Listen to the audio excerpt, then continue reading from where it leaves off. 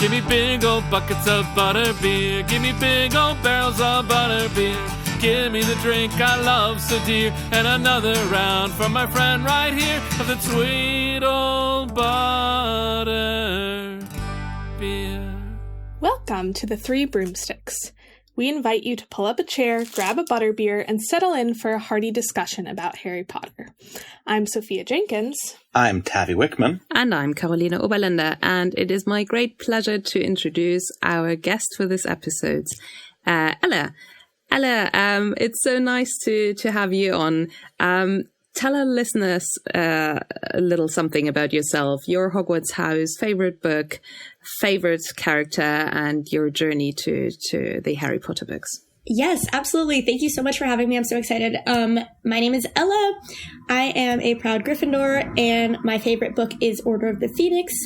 And my favorite character is Harry himself. I love Harry. I love his instincts. I love the way he thinks. I feel like I've just always understood his thought process and motivation so deeply. I also love the Marauders. They're all very special to me, especially Remus. I find him so fascinating. Also James and Sirius as well. I read the first Harry Potter book when I was like maybe 10 years old. I was obsessed with Percy Jackson at the time. I still am. But I had a friend who said, I will read the first Percy Jackson book if you read Sorcerer's Stone. And so we did a little swap and I read Sorcerer's Stone and just immediately fell in love with it. And, you know, have been kind of rereading it, thinking about it every single day ever since for the past, 15-ish years.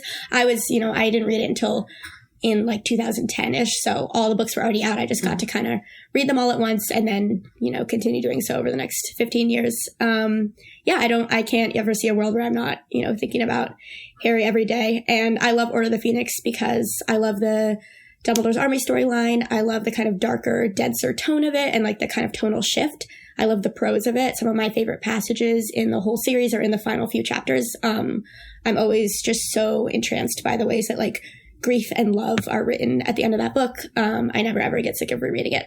So yeah, that's me. It's really nice to have you here. And Percy, I actually never read Percy Jackson, really? So maybe I should. Yeah, it's never too late. I think I'm a little, I was a little too old when Percy Jackson happened. So, but if you like Harry Potter and like Percy Jackson, so maybe that's a sign for me to start reading the books. I will say, like, Harry Potter, to me at least, is the type of thing that is just as meaningful as an adult as it is as a child. Percy Jackson, in my opinion, doesn't quite hold up in the same way. Like, it is much more aimed at kids rather than Harry Potter, which to me is kind of ageless. That being said, I do think it's worth a read. Like, it is so excellent. The characters are so charming. It's totally funny. And I think reading books for quote unquote kids or teens is really not a bad thing. There's so many fantastic books. I'm currently reading all the Astrid Lindgren books to my kids. Which ones? It is amazing. Astrid Lindgren, so Pippi Langstocking and Emil and everything. It's just amazing. Madicken, Karlsson på taket, Bröderna Lejonhjärta, those ones, or the Brothers Lionheart and things like that. Oh, the Brothers Lionheart. I know Pippi Longstocking. I don't know some of those, but I am familiar with it a little bit. Being a Swede, I do know them all. We have an Astrid Lindgren Museum here in Stockholm, and of course we have the Astrid Lindgren World, a theme park. And one of my favorite cafes is about 200 meters from her old apartment in Stockholm. Oh, that's really cool. Yeah. Well, we are a Harry Potter podcast, but you should all read all the books of Astrid Lindgren. She is the best author there is, in my opinion. Yeah, we are massive nerds, one and all. And, of course, being massive nerds, today's episode number 89, we're gathering to discuss the 146th chapter of the Harry Potter series, Felix Felicis, which is the Half-Blood Prince's 14th chapter. We encourage you, of course, to stop the podcast, read the book, and come back. And for once, most likely because Erwin is not on the call, we do not have a small syllabus of recommended reading. I will say there is one essay that I would like people to read. No. The problem is I can't link to it because MuggleNet has hopefully temporarily removed their archives. What the So there is a MuggleNet article that I wrote that I'm going to be talking about during the episode, but I cannot find it. So you will just have to listen to me talk, and then when it comes back on, hopefully I can link to it for people to be able to read. And also, I just uploaded the last episode. There is enough recommended reading on Felix Felicis there. It's like the most I've ever had to put in there. So I think we're fine. We're fine. Well, huge thanks to KBNZ over on our Patreon, who bought us, and maybe brought us as well. Maybe she's being Madame Rosemurda, who bought us this round of drinks at the pub. Yay! If you would like to buy us around at the pub, head over to patreon.com/3broomsticks with the numeral 3 to sign up. On our Patreon, we've recently been doing a series about fan fiction. We've done some reactions to the trailer for the HBO series, and they're very fun. You should go definitely check them out. And we would really appreciate your help in keeping the lights on at the Three Broomsticks, so that we can talk about Harry Potter for a long time to come. And with that, we're going to have a toast to the comments on episode 86. And of course, we have an amazing comment by Louise Freeman Davis, who is writing about the use of the Patronus as a communications method. She writes, I've always assumed that Dumbledore invented this communication method during the First Wizarding War, and that its use was known by all of the original Order of the Phoenix, including Mad-Eye Moody. That's why I see Kingsley, Arthur, and McGonagall use it in Deathly Hallows, but Bodycrush Jr. would presumably not know how to send a message by Patronus. And this is, just so people know, this is for the chapter titled Veritaserum in Goblet of Fire. Interesting. It is a very long comment, and I encourage readers to go in on our website and to read the full thing. And of course, Erwin gets into the minutiae with her in the comments there, which is great. Yes, and I think Erwin quotes the author's website from back in the day and says that Dumbledore actually invented this method of communication, which is impressive. How do you even come up with that? I don't know. The invention of spells thing is something I really haven't explored that much because it doesn't really make sense to me. But it is a amazing little detail. Yeah. I always assumed that it was Kingsley Shacklespool that invented it, but that was... Just because he's the first one to do it. I don't know where I got that idea from. He's not even the first one to do it. He's not the first one, but it's the most prominent, like the one that we actually see the Patronus giving that information, which is... It's really interesting. I do agree. I don't think Barty Crouch Jr. would be able to do the talking Patronus thing. I'm not sure. I don't really think Dumbledore would have used it in that scene. I assume she's talking about like when Harry has disappeared in the maze and Snape has gotten his dark mark. His dark mark is burning and he's communicating that to Dumbledore and Dumbledore's communicating it to Moody. Like, I kind of think that with all of the witnesses, they probably wouldn't use the Patronus method of communicating, and they would probably just go and find the people and tell them, because I think it would just cause too much of a stir to have like a Phoenix Patronus and a Doe Patronus and like everything is just flying around, and I think it would just cause too much of a stir. So I think it's more likely that Dumbledore would just be like, I'm just going to excuse myself briefly and go find Moody and Snape. Yeah, especially if this is which I've always also assumed is, I've always taken it to be canon that it was a Dumbledore invention during for the original Order of the Phoenix, especially if he kind of wants to keep that as a protected piece of knowledge, the method. Yeah. Well, thank you so much to Louise Freeman Davis for that comment. And it's a great discussion there. So please check out the website. All right. So we have our chapter summary that is written by Sam, but I am going to attempt to be Sam today, although nobody truly can capture him. All right. All Ronald Weasley can think about is the boy version of our dear friend Tomulus Riddlus. That is, until Hermione mentioned Gwennick Jones, and then McLagan, king of all the slugs. While his brain is set aflame with jealousy and his hands are wrestling with plants, Ronald Bilious Bingle-Dongle Blitherby Weasley is asked on a date to Sluggy's little Christmas party. Harry's world is turned upside down.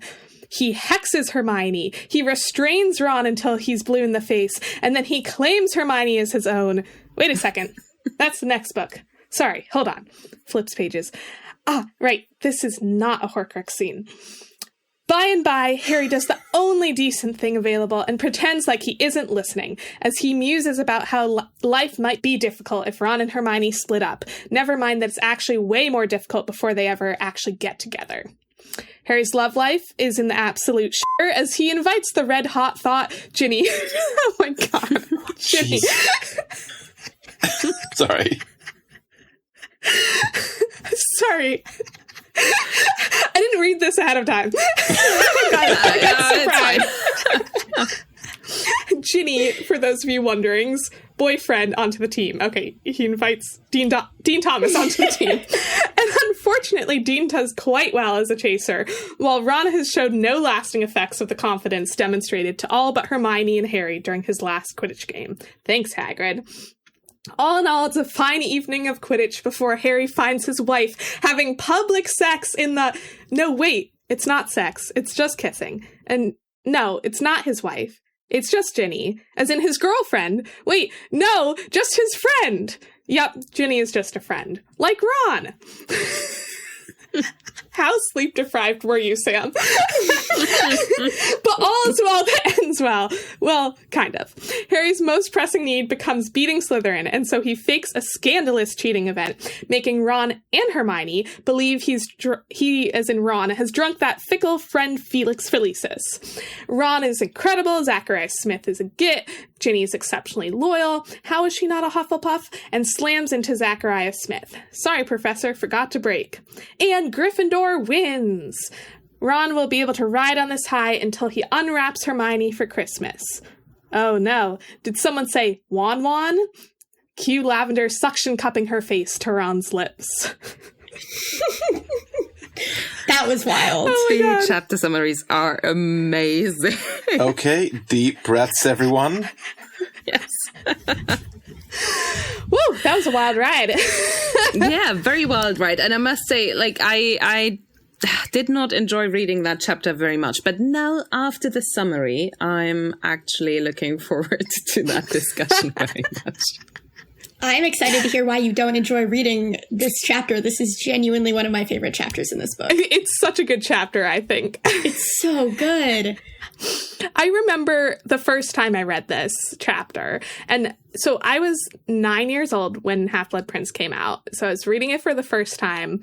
I got to this chapter and I was just like, oh my God. Like, it just felt like the whole series had completely changed. Where, like, yes, there'd been like a touch of romance before, but suddenly, like, people are making out in the corridor. Like, Harry's suddenly in love with Ginny, and then Ron's making out with Lavender. And I was just like, oh my God, like, all of my dreams for drama came true in this moment.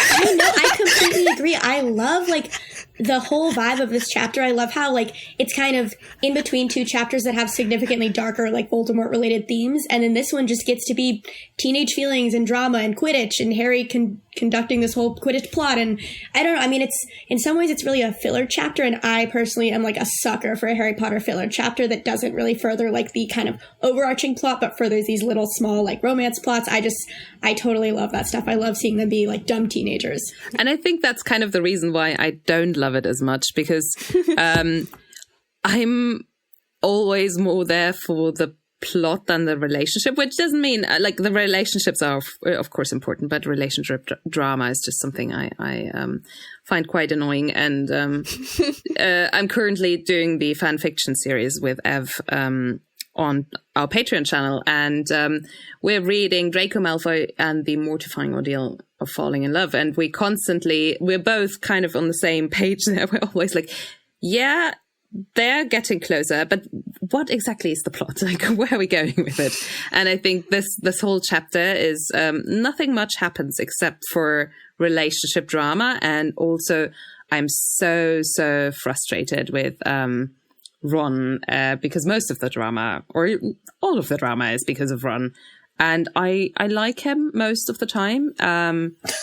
But yeah, this chapter is just not that fun to read for me because I'm just annoyed at him. And actually, I was so annoyed at him that I made him our 7 ingredients of today's special, which I'm now going to get into. 1, 2, 3, 4, 5, 6, 7. So the 7 ingredients of today's special is Ron being an ass. So first, Hermione talks about the Slug Club, just passing information on to Harry, and Ron immediately snaps at her, says, "Why don't you try hooking up with McLaggen? Then Slughorn can make you king and queen slug." Even though she really just wanted to help Harry out. Then the second ingredient, Ron and Harry see Ginny and Dean snogging, and Ron completely explodes. "Do you think I want people saying my sister is a..." And then he gets interrupted. Luckily, Ginny can very much hold her ground here. Third ingredient. After a day of Harry trying to mend things between Ron and Hermione, Ron stalked off to the boys' dormitory after swearing angrily at several frightened first years. Poor first years. They had nothing to do with Ron and Hermione drama. Fourth, at Quidditch practice, he bellowed at everybody so much that he reduced Imelda Robbins to tears, which is just mean. And then 5, Harry tries to talk with him after practice and tries to really talk him out of it and be firm and says, "It's a mental problem you've got." And he immediately explodes. "You calling me mental?" So really just taking the words completely out of their real meaning there. And then 6, after learning that it wasn't Felix Felicis, he immediately rounds on Hermione, imitating her voice. "You added Felix Felicis to Ron's juice this morning. That's why he saved everything. See, I can save goals without help, Hermione." Even though Hermione didn't say anything there. And then, quoting Ginny, "Filthy hypocrite," number 7, after being mad at Hermione for supposedly not wanting him or not thinking he's good enough, he takes it out, and him taking it out on everyone, Ginny, the first years, Imelda Robbins, Harry, Hermione, and so on. The first thing he does when he is finally feeling confident in himself is, in full view of the whole room, Ron being wrapped so closely around Lavender Brown, it was hard to tell whose hands were whose, and I agree with Sam, it should have been Hermione in that point. So that is why I'm annoyed at this chapter, in a nutshell. And I'm curious, what is everyone, like, of these 7, which do you think is the worst? Ooh. I mean, I would say just his general treatment of Hermione in this chapter, like when he finds out that she kissed Krum, and when he finds out that it wasn't Felix Felicis and he imitates her, his whole treatment of Hermione in this chapter is, to me, just the worst. And then I also get annoyed that Harry doesn't really stand up for Hermione and just kind of like lets it happen. He's kind of a bystander in those situations. Those are the parts that are harder for me to read, I would say, his treatment of Hermione. I think the one of these 7 that I like truly cannot get over is when Ron, like, he doesn't quite say it, but basically is like, "Do you think I want people saying my sister's a slut?" And that is like really that one really just like hits me hard, and I'm like, "Oof, Ron, that was rough to hear." Yeah, totally. Let's not take the red pill, Ron. Come on. Yeah, please don't. Yeah, he's one of those guys where you're like, you have to be careful to make sure he gets the right influence, so he's not getting the wrong influence. And yeah, that is one of those things that are very rough to read. You know, that's a tough moment. I also was thinking about this while rereading it earlier. Is, you know, Ron almost calls Ginny a slut. He doesn't quite say the word. He's kind of cut off. And I remember, like, you know, reading this in the past and being like, whoa, like, we're almost saying crazy stuff here. And then a few chapters later, Morphin Gaunt calls Merope Gaunt a slut, and does say the word. Yeah. And that struck me as really interesting because you were kind of on the verge of saying this particular word, and then the word is said, and it's almost like we're being prepared for it to actually be said in a few chapters. That is really interesting. And I feel like if Ron actually said it, it would, like, I don't know why, but like, I think that it is intentional that he didn't say it because it like allows it to be something where we know he was implying it, but like, if he said it, then it's like, there's no taking it back. Whereas like Morphin is this character that we hate who calls his sister a slut, and that we can then be like, oh God, he really sucks. He called his sister a slut. So like, I don't know. I think there's like something in the fact that Ron doesn't quite say it that sort of gives him this space to like rethink it and like become better later, whereas if it had been written down in the text, I think we would have just like never been able to get over it. Absolutely. And the way it's almost kind of allowed to hang in the air there, like everybody knows what he was about to say, he doesn't quite say it, but the thread of it is kind of still just hanging there. Yeah. And the thing is, like, I think it's interesting, like, Ginny's response is like, a what exactly? Like, she is sort of like, I know that you're not going to quite say the word, but I am like pointing out the fact that, like, you know, like, what is it? Like, you know, if you're going to let it hang there, like, at least, like, say what you actually mean. But I think it actually kind of points out the fact that I'm not sure Ron actually was going to say it so much as he was thinking about saying it. Like, he was sort of implying it, and then she's sort of like, okay, if you're going to imply it, like, you know, just go out and say it, you know? Yeah. Totally. Ginny's very much like a, like, step up or shut up kind of approach. Like, totally. Put your money where your mouth is, or GTFO, you little hypocrite. For sure. Yeah. Don't be a coward. Say what you really mean. You know, say it to my face. Yeah. Yeah, which is good character development for Ginny as well. And I also think it speaks to Ron, because sometimes when you're so angry, and he has no reason to be angry, in my opinion, but when you're so angry, sometimes you say things that are not necessarily what you think, just like your brain grabs at similar situations and you say what you've heard before in similar situations. And so I think it was just him like reacting, and as soon as Ginny interrupts him, he has the second to think of what he actually wants to say, and it is not that word. So I think, because otherwise Ron is also not afraid to push back and say things he means, and but in that instance I don't think he means that truly, and doesn't continue on there. Yeah. Lucky for him, considering who he's singing to. Yes. Yes. Because he would be done for otherwise. Absolutely. Yeah. I think that is a really horrible situation, but I would agree with Hermione. His treatment of Hermione is just horrible in there, and I think actually he might be reflecting something onto Ginny, that he's more thinking of Hermione than of his sister, and like the whole, I think he just doesn't have his thoughts worked out at all. No, he's very, very emotionally immature and prone towards jealousy here. Which, something that was really interesting to me when thinking about this too, is the comparison of his emotional instincts and his kind of reactionary tendencies versus how Harry reacts to, for instance, Ron and Hermione's relationship starting to develop, seeing Ginny kiss Dean, thinking about Hermione kissing Krum, Ron and Lavender, all of these things Harry has, in my opinion, much more kind of emotionally mature and developed reactions to, which is really interesting just to kind of compare how the two boys are responding.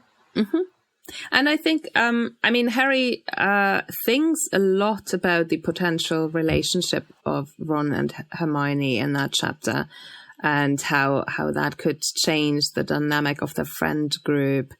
And I like that, like, he worries, but he doesn't act on it. He is just listening, observing, worrying, but he doesn't do anything. He thinks a little bit about his relationship with Cho and how they can't speak anymore. And I think he forgets the big difference that Cho and him were never really friends first, which does make a difference, I think, in a relationship. Even when the relationship breaks apart, that can be kind of the saving thing for a friendship there, if the friendship was there first. But of course, at that age, with no experience in relationships, of course you grab to the first experience you had yourself, and then you worry about that. But again, I like that he's just a silent observer there, and he doesn't. Yeah, absolutely. And I think Harry's worries in that situation, when he worries about their friendship being able to survive it or being shut out of their relationship, are incredibly understandable, and fair worries to have. But he doesn't have those worries and then react in a way that Ron would by getting incredibly upset and insecure and jealous. He just kind of recognizes that these are worries that he has, which I think that, it's really a sign of his budding maturity, I would say. Yeah. Mm-hmm. And it's so interesting to me. I find that such a, there's something about that moment when Harry is thinking about this that is so I love it because it reminds me of the fact that Harry doesn't know he's in a book series. Because, as a reader, you're well, duh, Ron and Hermione are going to end up together. We all knew that this was, this is leading towards this. And the fact that Harry is sort of oh no, I thought maybe this was going to happen, but I was kind of dreading this actually happening. And every time I read it, I'm oh, right. For the readers, we're yeah, of course this is what's going on. We're just watching the slow burn happen. We're watching them go through the drama. And Harry's sort of this isn't inevitable. It didn't have to happen. I knew they were kind of into each other, but they could have just decided not to do this. And I just find that so, I love sort of being pulled out of my own experience as the reader in that moment. It's this is going to get awkward. Yeah. But reading that, did you think that? Because when I read that, I don't remember how old I was with that book, but maybe 16, 17. Don't tell anyone. We're not here to date ourselves. Yeah, okay. I had, of course, read books before, but not so much with relationships happening there. And also the discussion was always, is it Hermione and Harry or Ron and Hermione? So that it wasn't quite clear that was going to happen. At least for me, because I just saw the whole oh, of course Harry has to end up with Hermione. No, Hermione has to end up with Ron. So the end goal there wasn't clear for me. I was happy with it, but and also at that time, the books that I read that had kind of one hero and then a boy and a girl, it was always kind of a triangulation of relationships. And that was what I was always afraid of. I think I've talked about that on this podcast before. I always worried that Harry would fall in love with Hermione and then that would cause problems with Ron. Anyway, summarizing that, I never was at that time sure that is the way it's going to go. It's interesting because I've heard a lot of people say that, and I think because I was so young when I was reading them, I was 9 years old when I read this book, and I had never read a book before, I don't think, that had a romance plot.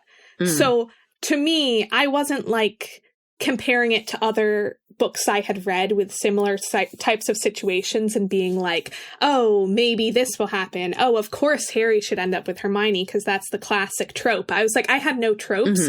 So I was just reading straight up what are the books telling me? And I felt the books were clearly Ron and Hermione are into each other and that's where this is going. Yeah. So I it never even occurred to me to question that. I think I was very and I wasn't really part of the discussions in the fandom. I was just well, no, of course, this is what the book is saying, so this is what's happening. So I think from my perspective, I was oh yeah, of course this is happening. And I kind of assumed that Harry also knew this was going to happen, and that he that he was also well, yeah, duh, of course this is what's coming. I definitely relate to that, Sophia. When I first read this book, I was, around that age as well, and I wasn't yet, in online forums and, talking to a lot of other fans who were also reading it at that time. And so I kind of just took the books at face value. I only had 10 years of experience reading other books. I completely feel that. Mm-hmm. Yeah.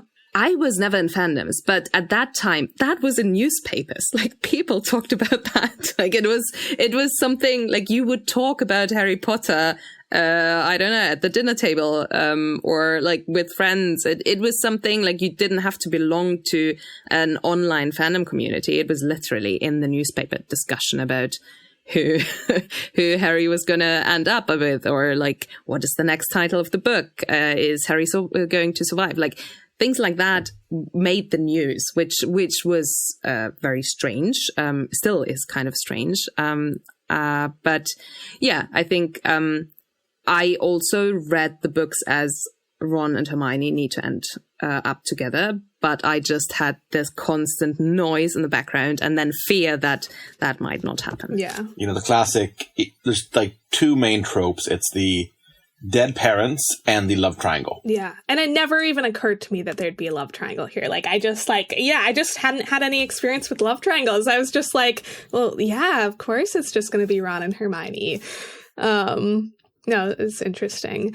Okay, I have a question for you guys. And like, it might be that one of our listeners is going to be a better person to answer this question because, I feel like this is like a question about like British culture specifically, but like when I was a kid and I read this line where Ron says to Hermione, like, you should just go and hook up with McLaggen or whatever. I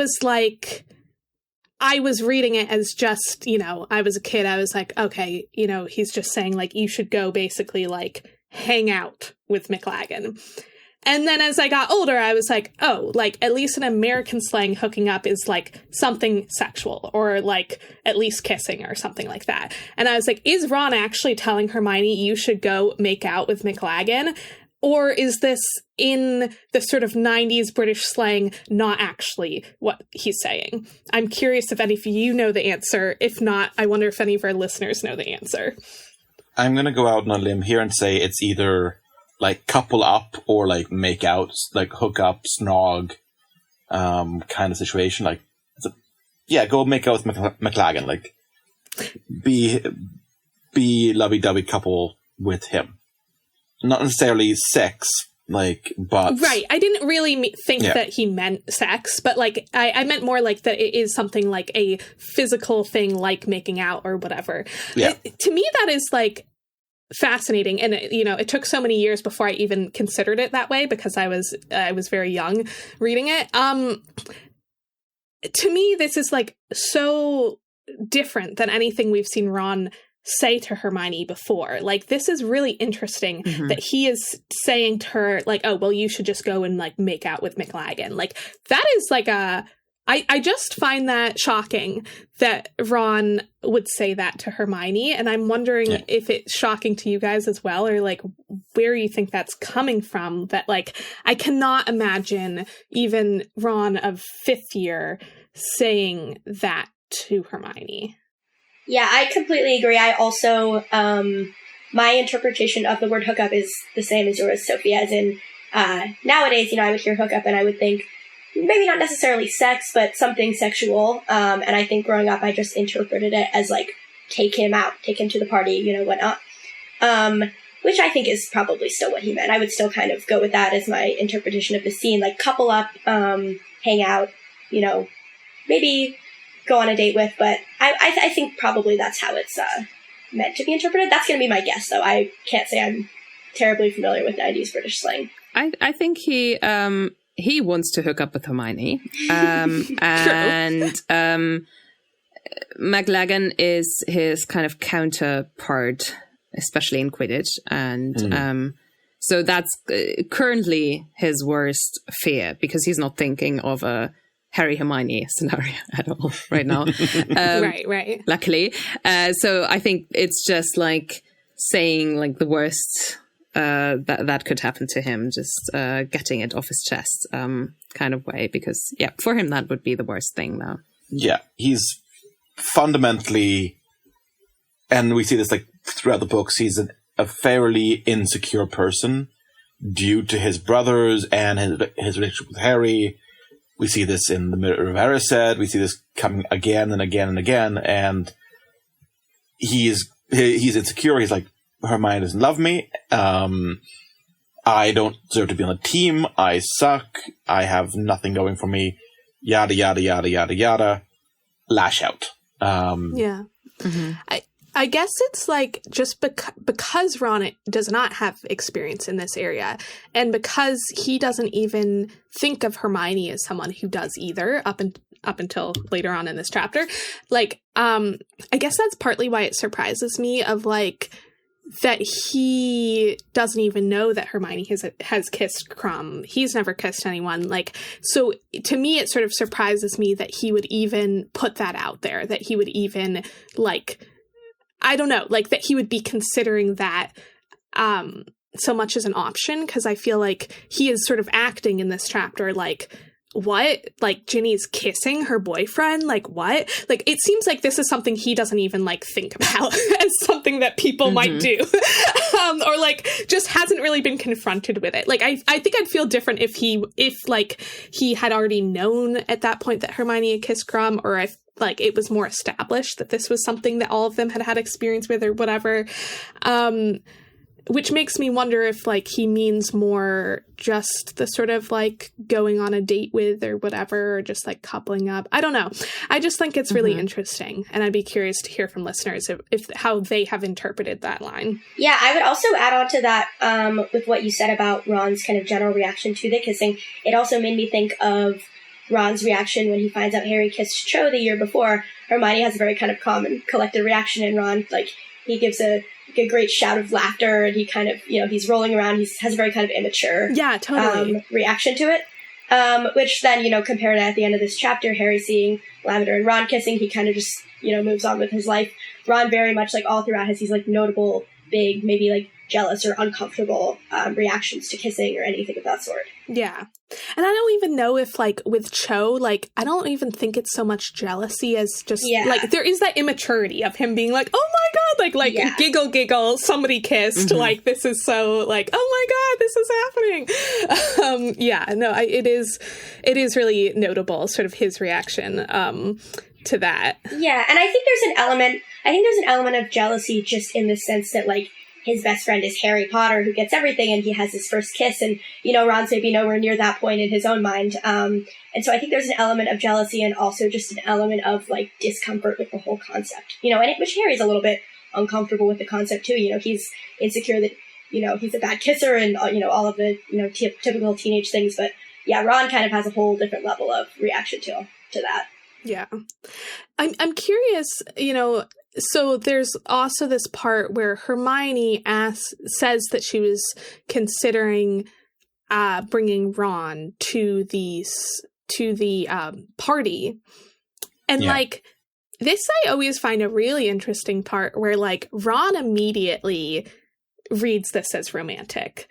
And, like, that's fascinating because it really didn't need to have been read that way, because they're friends, and, like, he has been making a big deal about how he never gets invited to the Slug Club thing. So it could have just been read as, like, well, of course, Hermione is going to ask me as a friend because she's being nice and, like, wants me to get this experience of going to the club. Like, it's interesting that he immediately reads it as, like, a date. And I mean, she does indicate by blushing a lot that she is maybe seeing it that way. But, like, Ron is not always the best at reading other people, but he clearly does read that well. Like, he's like, oh, wait, she means this is more than just a friend, which is kind of fascinating to me, because I think, honestly, when I first read this, and yes, I was 9, not 16, but when I first read this, I did not even realize that that's exactly what she meant until Harry started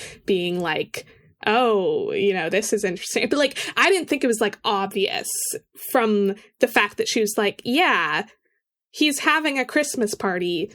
I was thinking you could come. Like, like, the line itself is not that, it's not, like, obviously a date. Yeah, I mean, I agree. It's also when she says, obviously, if you'd rather I hooked up with McLagan, I feel like that kind of implies, I was maybe considering hooking up with you instead, but if you'd rather I hooked up with McLaggen. I feel like maybe the use of that phrase kind of cements Hermione's intentions here, but I completely agree. It can kind of be read either way. I also wanted to point out something that I noticed for the first time ever, I think, in this reread of the chapter, which is just that Harry's literally wrestling with a thorny vine as he's kind of mentally wrestling with this idea of Ron and Hermione's friendship, which I just thought that was fun. Like, I don't know, I never kind of picked up on that little moment before. Yeah, no, I love the way this scene is written. The fact that we're having all of these dramatic conversations while also, like, wrestling this plant. And, like, I love how it is, the things related to the plant are, like, written into the scene where, like, you know, the pod goes flying across the room and Harry goes and gets it and he comes back and he's like, I wish it had flown farther so I don't have to, like, deal with listening to them. It's just, like, it's really well written, and I love the sort of, like, when we get a little glimpse of, like, you know, what their classes are like while also getting, like, plot development at the same time. It's, like, it's very fun and clever when that works. No, I completely agree. I also, like, this is the one scene where Harry's like, I need to make as much noise as possible to, you know, make this scene less uncomfortable for me, you know, and then parallel to the beginning of the book when Mr. and Mrs. Weasley are having the conversation when he arrives back at the Burrow and he says, what do you like me to call you when we're alone together? And Harry immediately starts clattering his spoon against the bowl as loudly as he can to try to make it, you know, less uncomfortable for himself. I think that his instinct in those scenes is always just to make a whole bunch of noise, and that cracks me up. It's so Harry. That is such a great scene. Yeah, it's true. Well, I think we should move on from one uncomfortable relationship to the other uncomfortable relationship with Dean and Seamus. More jealousy, yay! Harry, yes, more jealousy. Yes, I love jealousy. There. Always full of jealousy. I hate jealousy. This type of jealousy I don't like. I only like relationship jealousy. This is like, boring. Okay. I just think, like, you can be friends, like, just grow up. I know that's a bit mean, but anyway, Harry German, needs a new. I have to be direct. It's ingrained in my culture.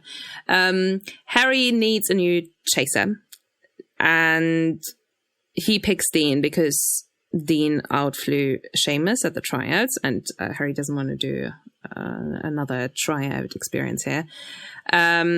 And yeah, Seamus is just incredibly unhappy and pissed, and just another relationship complication caused by ego problems. To be honest, I don't think Seamus acts that, like, he doesn't really lash out or anything. He is unhappy, but, like, that's a normal emotion. Like, I don't really see him, like, it's awkward. It's an awkward moment. And it's, like, there's the funny part where, like, the bird poops on Seamus's head, which makes, like, the moment even more awkward. But, like, it doesn't seem like that dramatic to me. No, it's reasonable jealousy. Yeah. Yeah, it's more jealousy. Isn't that, I might be misremembering, but wasn't there more of Seamus drama before that chapter also? I think the main Seamus drama was already a bit tense. Order of the Phoenix was the main Seamus drama, with, like, Seamus not believing Harry. Yeah. I'm not sure there's any in... I can't remember any others in Half-Blood Prince. Yeah, maybe I'm thinking of that, and like my patience just ran out with Seamus there. Yeah. So no, totally. Yeah, and then also I was wondering, because the quote is, "There was much muttering in the common room about the fact that Harry had now chosen two of his classmates for the team." So Ron and Dean. And I thought, out of a team of 6, so taking Harry out as the 7th, with 6 grades that are potentially available to choose from, because first years can't have a broom, and Harry was the exception there. And you probably also don't take second years as much.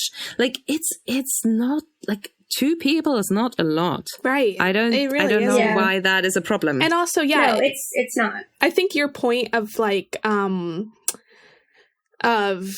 maybe you don't take second years that much. It's also, like, they're 2 6th years. where it's like, you know, they have been working on their Quidditch skills for a longer period of time. So yeah, it makes sense that they'd probably be more talented than a 12-year-old. Like, of course, like, you know, I just like, it just doesn't seem that crazy. No, it really doesn't seem that crazy. I love the line right after that when Harry is thinking about how, you know, if they won, he knew everybody would say they'd always known it was a great team. And if they lost, he'd still endured worse mutterings. I feel like his outlook on this is also, it's funny and it's also mature as well. He's relatively unbothered by the muttering, and he has kind of a fair understanding of how the most likely scenarios will play out there. And yeah, I completely agree. There's not endless options. They're both good Quidditch players, or at least, you know, can be. You know, Ron is often terrible at it, but sometimes he's okay. No, completely agree with that, though. Yeah, and it's true that Harry just, he is quite relaxed about all of that. Yeah, but of course, for Ron, it just makes things worse. More pressure. And to connect to what you were saying before, like, I agree that, like, I think people would be upset no matter what. And I think that's kind of the point Harry is making, is like, you're always going to piss someone off when you're making these decisions. But I do think it's actually, like, I just want to take a moment to, like, let Dean Thomas shine, because I personally, Dean is like my favorite side character. And I think it is very impressive that Dean does outfly Seamus.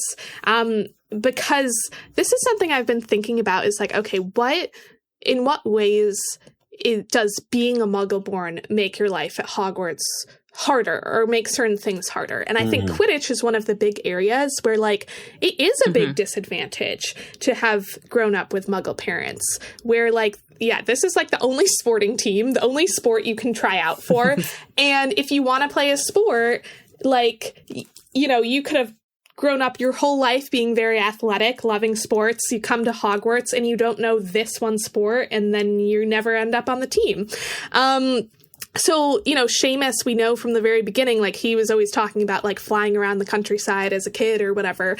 So the fact that Dean, with, like, you know, okay, he takes flying classes once in his first year, and, like, he clearly has just been practicing it on his own, and he's gotten to the point that he's better at it than Seamus is. I'm like, that's really impressive. I'm like, Dean is very talented, and just want to give him, like, a moment in the spotlight here. Good for him. I didn't even think about that. But yeah, of course. No, that's very right. Nice job, Dean. Might also be why Seamus is so butthurt. Yes. Yeah. Like, I agree.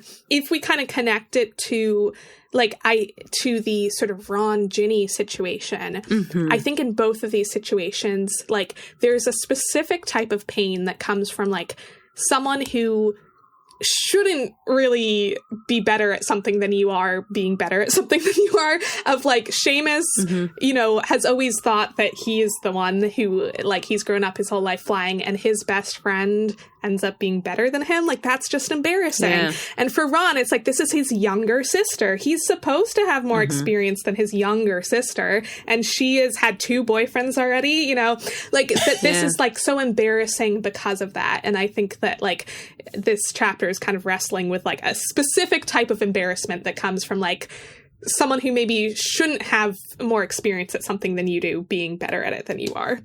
Absolutely. Yeah. And, you know, we could even, this is extrapolating a bit, but there could be an element of that in terms of Dean's relationship with Ginny on Seamus's end, too. Like, we haven't seen Seamus be in any sort of, you know, relationship. Maybe he has been, maybe Harry hasn't noticed, but, you know, there could be an element of that going on there as well. Yeah, that's interesting. I mean, obviously, Seamus is jealous of Ginny and wants to have Dean for himself. Right, of course. Putting that aside, yes, obviously. That's a given, obviously. That's a given. Who doesn't want Dean for himself? Who doesn't want Dean for himself? I mean, I've been saying, I love Dean, so I agree. So the takeaway is we all want Dean. Yes. That's why they go through the force of Dean. Exactly. They just can't get enough of him. That was terrible, sorry. So, speaking of areas where Ron's younger sibling is outshining him, we have Quidditch and Quidditch practices. Yes, and with Quidditch, I think it's fascinating how bad Ron gets when he suffers from his nerves. Like, it's not usually when you see people like having a little bit of nerves, they might be worse, but he just seems like completely horrible. You don't ever want someone like that on your team, like in that kind of stage. And I want to go a bit deeper into that kind of at the end of the episode, but I really think that Ron suffers from anxiety because it is really to such an extreme when you read through, like he injures people, he just yells at them, he doesn't catch anything. It's not like he's not playing at his height, like he's just losing everything there. And I think that's really fascinating how terribly he truly is in those. I think we can read like about 2 practice rounds, and with both, it gets worse and worse every second. And I'll be curious when we talk about anxiety later, like I'll be curious, like I don't read it as much as anxiety as more just like an extreme insecurity, which feels a little different to me, but we can talk about that later. But no, I honestly really, I do feel for Ron here. Like, I don't feel for him and how he acts in response to it, but I do feel for the actual experience because, like, I love playing sports. You know, I played sports competitively in high school, and this was, for me, the hardest part about playing sports is the mental aspect of, like, I was very hard on myself as a kid, and, like, when I messed up, I would be very hard on myself for messing up, which made me more likely to mess up, which just, like, it would create this cycle, and then I'd be in this terrible mood, and, like,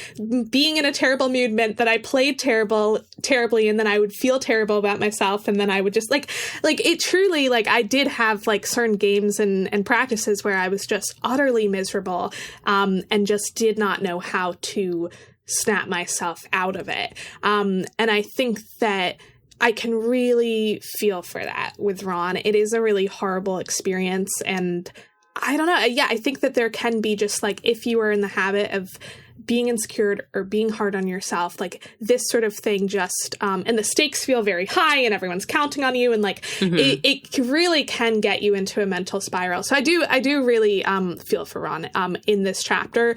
He does act like a total but the actual experience he's going through, I do feel bad for him. Oh no, absolutely. So from your experience, because I never played sports competitively, does it truly get as bad as, and a lot, not talking about mentally, but skill wise? Because I feel like you have a very skilled keeper here, and then with his nerves, it's just like a beginner. Yes. And he doesn't catch anything. Like, is that kind of a normal mental nerves response to be quite as bad? This is actually, this is actually can be common. And this is something that I learned about. Like, I studied psychology. This is something I learned about in psychology, which is really interesting, is that for a novice at something, for a beginner, paying more attention to what you're doing causes you to play better. But for an expert, paying more attention to what you're doing causes you to play worse, that you end up overthinking it. And so, yes, he is good at, when he is not overthinking it, he's good at it. But once he gets into this state that he is overthinking everything he does, he is completely messing up and acting like a beginner. And I had that experience, like, I played volleyball, and I feel like the part of volleyball that, like, connects most to the goalkeeping is, like, serving, because it's the thing where, like, and I think goalkeeping is, like, a particularly hard type of thing, because it is like, that's true. It is like you're just watching the people come to you. You're just like, you have plenty of time to overthink. And it's less like you're not, like, I think, and this is how I felt when I played soccer, that I was like, you know, I could keep goals, but I was like, this is very stressful because all of the pressure comes on you. Like, when you're passing with each other, it's more of like, you can't think too much because you're reading the situation. You're sort of working with other people. And like, I felt that too with volleyball, like, you're passing to each other, you're doing whatever, you're not overthinking it. But with serving, I felt like all of the pressure is on me. If I mess up the serve, then we lose the point, and it's like, that's just my fault. Like, I'm the only one who f***ed it up. And I had plenty of time to just sit there, stand there thinking about the fact that I was about to serve.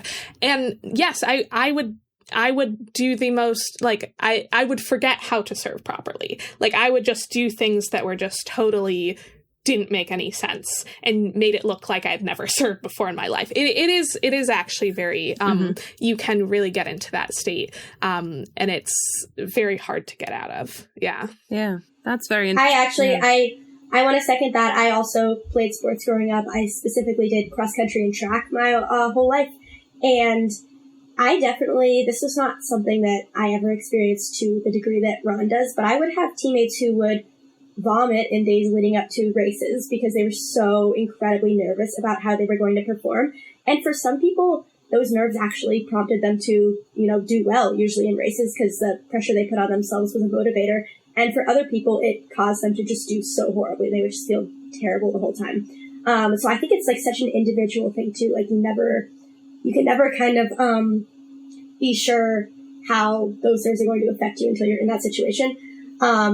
And Ron, he throws up before games, just becomes completely, like, not himself, completely disheveled, is definitely something that I've seen in cross country before. And unfortunately, Ron kind of gets the result that it just has such a terrible effect on his playing. But, for some people, it's for Harry. I mean, Harry obviously doesn't have the nerves nearly as bad as Ron does, but he does get nervous before matches. And, it seems to kind of prompt him to play better. Yeah. Mm-hmm. Yeah. Yeah, and I think different people do respond to that in different ways. Like, some people respond to pressure by playing a lot better, and some people respond by falling apart. And totally. Yeah, it is sort of, yeah, it is very hard to be in the sort of category of someone who does not respond well to pressure and still want to play sports. And it's just like, you have to kind of find a way around it. Being a keeper is really not the right position. It's really hard. Yeah, it's a lot of pressure. It's also like, when you're that nervous before a game, it's a manifestation of how much you care about it. Like, Ron cares so much about Quidditch.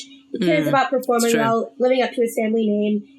He cares about doing well in front of the school, obviously. If he didn't care, he wouldn't get so nervous. And then, it's sad almost because that it matters so much to him and he just can't quite overcome this mental hurdle. I mean, he wants to be known for something that's not being Harry's best friend. Yeah. Yeah. Mm-hmm. And, like, this is a pretty high-pressure situation where literally the whole school comes. Yeah. Like, exactly. When I played school games, like, yeah, we had some people come, but, like, nobody cared enough. Like, it wasn't the whole school, I guess also, like, there's thought that, like, with this situation specifically with, like, the whole I want to be known as something else than Harry's best friend, the added pressure of it basically being, if he sucks now, it'll remind everyone that he's Harry's best friend. Yes. Mm-hmm, mm-hmm. And that's the only reason he's on the team. Like, that's sort of talked about throughout here. It's like, they're like, oh, like, Harry had, two of his classmates and one of them is his best friend. And, like, Zacharias Smith in the game is, like, probably the only reason that Ron's on the team is because he's Harry's best friend. So, it just reminds everyone, like, oh, like, Harry just felt sorry for him and put him in this position. That's also the very first thing Ron says when he finds out that Harry was made Quidditch captain earlier on in the book. He immediately says, like, I guess you're my captain now. That is, if you let me back on the team. And he's kind of joking, but it is like the insecurity immediately kind of rises to the surface for him. Yeah. Yeah. Well, he's truly in a horrible position with all of that. And he takes it out on everyone, which is really not nice. But I understand why he's feeling so much pressure. But yeah, he's being mean and horrible. But Ginny pushes back in pure Ginny mode. Yeah. And takes him down a bit, which I think is needed, not so much for Ron maybe, but like for the protection of the whole team. Yeah. And then we have this moment where, like, Ron finds Ginny kissing Dean, like, gets all angry at her. and, you know, says that horrible line of, I don't want everyone thinking my sister's, and so Ron completely deserves the tongue lashing that Ginny gives him in that scene, but it is brutal. Like, it is brutal. Like, if we just, like, go into some of the details, like, you know, she is like, the best kiss you've had is from your aunt. Like, you're just trying to get our older brother's fiance to kiss you, and it's pathetic. And then Ron is like, he tries to save face a little bit and be like, well, just because I'm not snogging people in public. And she just like goes straight for the jugular, and she's just like, oh, have you been kissing your owl? Have you been kissing a picture of our aunt? It's like, oof, this is rough. And at that point, we don't know who Auntie Muriel really is. And it's even funnier once we realize who Auntie Muriel is. And then, like, she does bring up specifically, both of your two best friends have snogged other people, and you're the only one who hasn't. And that's because you have the experience of a 12-year-old. Like, it's rough. And, like, I don't blame Ginny. Ron deserved it 100%. But I also, like, can kind of understand why Ron is a total wreck after that. Because, like, I'm not sure I could, like, leave my bed. I'm not sure I'd be able to leave my bed after my younger sister said that kind of stuff to me. Like, well, I'll just leave Hogwarts now. Yeah, Thank you very much. No, it is brutal, but he deserves it. No, Yes. Oh no, I 100% think he deserves it, but I'm also like, no wonder that his mood over the next few days is like rock bottom. Yeah, and in Harry's place, I would also be terribly afraid of Ron finding out about his feelings for Ginny, because he now, like, he sees this scenario unfolding and thinks that's what's in line for him if he ever gets with Ginny, who is obviously just brotherly feelings towards. Just brotherly. Yes. Of course. Yeah. Yes. Which isn't at all worrying because incest. Yeah. Yeah, it's interesting how this is the kind of, in this chapter we get, obviously we've had, you know, a little bit of build-up, but we get explicit mention of Ron and Hermione's potential future relationship for the first time, and explicit mention of Harry's feelings for Ginny for the first time, instead of just kind of these subtle hints throughout. It just kind of all explodes at once. I think plot-wise, this chapter gives us a lot of, at least, good character development for Ginny. Mm-hmm. Mm-hmm. Yeah. Being a badass. Mm-hmm. If nothing else, that's what it does. It's like, oh yeah, Ginny is like, I will you up. Mm-hmm. Yeah, totally. So then Ron is a mess, and they, it's the morning of the Quidditch match. And, you know, Harry does his whole trick of pretending to have put Felix Felicis in Ron's drink, and Hermione sees it, and Hermione is like I wouldn't have thought you would do this. And then when Hermione is like walking away, Harry's sort of like, well, Hermione never understood how serious Quidditch is. And that really bothers me. Like, this is something that I see with Hermione, with how people treat Hermione throughout the books, is like, sure, Hermione isn't like independently passionate about Quidditch. Like, she doesn't keep up with Quidditch teams. She doesn't like care about all of the details, but like, she clearly is really committed to her friend's love of Quidditch, and like is she, like, just from the very beginning, she, like, gets the Quidditch Through the Ages book for Harry from the library. Like, she's always showing up, cheering, like, and we see moments where she is just, like, she can't even look at the match because she's so, like, on edge about what's going to happen. Like, she cares a lot. And, like, to me, this reminds me of, like, my younger brother was very into baseball, and, like, I always would, like, go to his baseball games and stuff.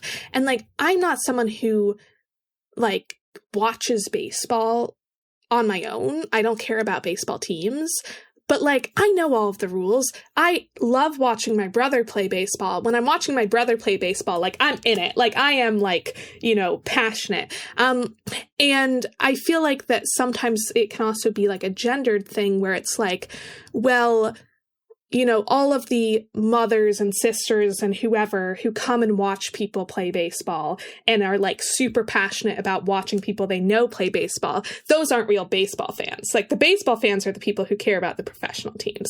And I'm like, well, they also care. Like, they just care in a different way. Like, they don't care about it in the, like, just care about all of it no matter what, but they care about, like, the people they care about playing baseball or playing Quidditch in this case.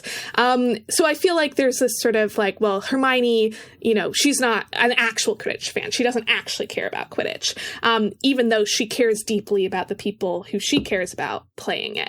And I think we especially see that because, she does the Confundus charm on Cormac McLaggen to get Ron on the team. And, like, that's pretty, like, that's not a typical Hermione thing. Like, that shows that she actually really cares about Ron being able to be on the team. And Harry's literally just brought that up to Hermione and then is saying that she doesn't take Quidditch seriously. Like, she's the only reason, like, Ron's on the team in the first place. And, like, even the fact that she, like, Ron has been treating her like crap and she comes over to him at the breakfast table and is like, how are you doing today? Like, even though he's been so rude to her, like, to me, that's proof that she does really care about her friends, like, about how much her friends are passionate about Quidditch. Yeah. And this, her coming up for breakfast, I only, like, noticed that while I was reading it today. It is so sweet. Like, Ron has been horrible to her, and she still comes to them and asks them very cautiously, but still how they are. And I absolutely agree with your point. She's not a fan of the Quidditch League and everything surrounding it, but she supports her friends so much. Like, if my best friend were into a sport, I would go to every of them games, of their matches. Even if it was my spouse, I wouldn't do that. Like, sometimes, yes, like the important games maybe, but, like, if I'm not interested in the sport, and she's there every time. She also buys Harry this, like, broomstick kit. Yeah. And she goes and watches them practice. Like, who does that? She really cares about them, and Harry is also being a bit horrible to Hermione in this whole chapter. Absolutely. Yeah, I completely agree. And I really liked that original point. Hermione doesn't really care about Quidditch as a sport, but she absolutely cares about Harry and Ron's relationships to Quidditch and the success of the team. It reminded me of other kind of moments of tension that stem from Hermione, quote unquote, not understanding Quidditch. It causes her only little spiff with Ginny in Order of the Phoenix when Ginny is like, oh, don't start acting as though you understand Quidditch. You'll only embarrass yourself. And then it's a cause of annoyance for Harry when he and Ron aren't speaking in Goblet of Fire, when Hermione says wonky feint and gets the term wrong. But yeah, I agree. She totally supports her friends who love Quidditch to the best of her ability, even though she is not particularly independently passionate about the sport, and she gets so much flack for it. Yeah, that's actually my least favorite Ginny moment, is when she says that to Hermione. I think that's just like, I think she's mainly just, like, annoyed at Hermione in that moment. And to be honest, I think how Hermione was acting in that moment was annoying. And also, I think she's, like, feels this need to stand up for Harry. Yes. But I think that what she actually says, I find really unkind and like kind of untrue. Like, because I think she's sort of what Ginny seems to be saying is like, oh, you're just faking as though you care about Quidditch, like, and that you understand Quidditch. But like Hermione shows again and again that she like genuinely does care about them doing well at Quidditch. Like even like the third book, I think it is, that like, you know, Hermione's like, I can't even study the night before the final Quidditch game because I'm like so, you know, on edge. Like you just have to beat like Malfoy. You just like have to beat him. Like, you know, she gets competitive about it. Like and like when we see her sort of like her response to Harry winning and like, or like her response while watching the game, like she cares. Like she cares deeply. She just like, you know, she doesn't care as much about like the sport of Quidditch as like a general concept. She more just like, she cares about her team. She cares about her friends. She cares about like the idea of beating Malfoy. Like, you know, I don't know. Yeah, no, absolutely. And it's interesting because she absolutely does care about that and she does get competitive. At the same time, there are moments of her saying things like, that's the trouble with Quidditch. It creates all this bad feeling and tension between the houses. And then everyone's like, how could you say that? Quidditch is so important. You know, she does have moments where she's like, it's just a game. Why are we getting so upset about it? And then at the same time, she does get kind of competitive and emotional about it in other moments. It's very interesting.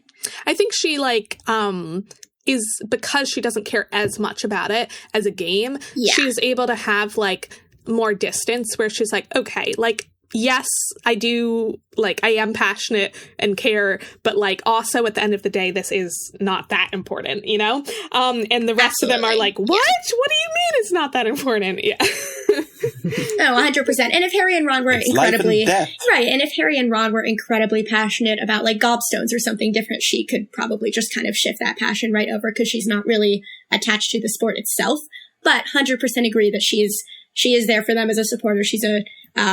She's very passionate about how they do. Yeah. So I find it interesting. This is the first time I really thought about this. So Ron takes the Felix Felicis. Hermione does not actually take it, but thinks he does. He drinks the drink. Yeah. And Hermione says to Harry, how could you have done this? It's illegal, whatever. But she never mentions Felix Felicis. Ron doesn't hear her say the words Felix Felicis. They walk out. Ron is like still in a grumpy mood. And Harry's like, you know, it's really lucky, don't you think, that the weather's so nice? And Ron's like, I guess. Like he is not actually responding to that. The thing that gets him to think that he realizes that he took Felix Felicis is that the Slytherin players are off sick. And then he's like, oh, that's really lucky. Wait, did you give me Felix Felicis? And I'm like, that was actually something that was completely out of Harry's hands. And it was vital to his plan, obviously, that Ron believed that he took Felix Felicis. So I'm like, if that hadn't happened, like, what do we think Harry would have said or done to get Ron to believe that he had taken Felix Felicis? I think he would just have, like, said anything that would come up, like, hey, I don't know, your favorite breakfast option here is on the table. Your favorite cereal is there. Oh, look, you didn't fall over this book that was lying there. Like, I think he would just make something up and take everything that comes in his way, basically. And also, I always understood it as him deliberately giving Ron the potion while Hermione was halfway looking. I think he really definitely did that on purpose. And that's I think stated explicitly at the end of the chapter. And, yes. Yeah, and I mean, Ron takes a long time to catch up. He does, I think he wasn't thinking about that. Like, I because he does, I think, deliberately do it in front of Hermione. Yeah. But what Hermione says does not make Ron go, oh, wait, he must have given me Felix Felicis. Like, he takes a while. So that's why I'm kind of like, yeah, what was his backup plan? Like, I could kind of imagine him being like, yeah, like, I'm just feeling really lucky today. How about you, Ron? Like, I really just think it's gonna go well. Yeah, I think Harry didn't plan with Ron not being able to catch up that quickly. Yeah. The other point for why, like another evidence point, like how much Hermione cares, is that she thinks that Harry gave Ron Felix Felicis. Does she tell anyone? No. Yeah. She keeps her mouth shut. She's like, I think you're cheating, but I'm not going to say anything. Yeah. Yeah, I mean, Hermione very consistently does not, I mean, I guess there's the instance with the firebolt, but that's a little bit of a different context. Hermione very consistently does not turn Harry and Ron in for the Marauders map, the Felix Felicis, and she does plenty of that type of stuff on her own. I mean, we were talking about the Cormac McLaggen situation earlier. You know, she's not as much a stickler for rules when it comes down to it as we're made to think. Yeah. And I think part of that is probably because the stakes are quite high, in that, like, the classic sort of threat of punishment is always that someone's going to get expelled. And being expelled is like, you are, like, your wand is snapped in half, you're kicked out of school, you're kicked out of Wizarding Society. And, like, clearly they don't expel people nearly as often as they threaten to expel people, but, like, still, like, you don't really want to run that risk, especially when you're, like, Harry and Ron, who are always getting into trouble. So, like, I do think that Hermione knows that she can't actually turn them in, because, like, if they got expelled, she would never, like, they could never forgive her. She would never be able to forgive herself. It would be pretty horrible. Yeah, for sure. And she doesn't want that in the slightest, of course. Well, then we come to the Quidditch game. Hermione doesn't turn them in. I'm still on the fence. I also don't think she would have turned them in, but I think she thought about it. And Hermione usually isn't someone who just acts on something. I think she pondered on that throughout the game, and I also think she came to the conclusion to not do it, but to really, really have a stern talk with the boys afterwards. But I think, I think she uses the game, uses the game to think about that. But when we come to the game, I wanted to point out one of the things that I love the most about Quidditch, which is Luna Lovegood's line hat, and I want to own that hat. And I think the idea is really, really cool, just having a line on your hat that is roaring, and just love to Luna from me. I 100% agree. I'm, like, eternally confused why this has not become a piece of Harry Potter merchandise. Like, I just don't understand. I feel like so many people would want that. So, yeah. I think I understand. I think it's quite complicated to make something like that. I'm not sure. Like, yes, I mean, that is the reason. But they have, like, I live near the Harry Potter store. They have, like, at the moment, like, little animatronic Hedwigs that, like, are on your shoulder, and, like, as you move past them, they move their heads or whatever like that. Okay. I don't think that making a lion hat actually roar is, like, that hard with today's technology. I mean, I think it might be also, like, a question of, like, the size. Like, making a small lion hat would be possible. Making the full-size one would be very, very difficult. Yeah. I don't know if it would be or not. I mean, it would probably be expensive, but also lots of people are willing to pay. No, I'm just curious, like, why they haven't gone down that route. But anyway. Sophia, it sounds like you should take it upon yourself and start making these. Okay, I don't have the skills, but I know that someone does. I actually have a friend of mine that makes furry outfits. Oh, wow. And those things are so expensive. But that's basically who would have to do this. Somebody that actually makes furry outfits would be the ideal people to make this, because they are already familiar with the air conditioning systems you need inside those things. Oh God, I didn't think about that. I don't think of it as, like, because it's not like a mask. It doesn't go over your face. It's just, like, on your head. And then it's just a really heavy hat. It's a really heavy hat, and you'd have something inside it that allowed the, like, mouth to open and make a roar sound. That doesn't sound hard. Yeah, no, I'm with you. Oh, yeah, you're right. Other things I like about the game, apart from the hat, another favorite moment is Harry distracting Harper, who plays Seeker for Malfoy because Malfoy is sick. He asks him, how much did Malfoy pay you to step in? And I'm just wondering, how much did Malfoy pay him? Like, what would be the rate to play Seeker? Or was there even money exchange with Harper already? Like, are you eager to become a Seeker? Or is the pressure too high? Would you, if Draco Malfoy, who is wealthy, come up to you, would you kind of, like, what would you get from that? What do you think? I guess I don't think that he would need to pay him, as in, like, you know, I think if Malfoy just says, I'm too sick to play, then his captain has to find another Seeker. And, like, either they have a reserve Seeker already, or he just has to, like, think about, okay, who is the best person at the latest tryouts, or who do I like, or whoever it is. So I don't think that he would need to. But I think it was more of just like a, he was just like throwing this barb at him. I don't think that he would need to pay him, but I am curious, like, what would be the going rate for getting a Seeker to replace you? I don't know. No, I agree. I always imagined that Harper tried out and was second in line. I mean, I have no idea. Maybe he's always wanted to play Seeker. He was maybe excited. I also think if he didn't want to, and for some reason, Draco was in charge of finding his own backup Seeker, he probably would have just threatened him rather than paid him, made some sort of threat to his family or something like that.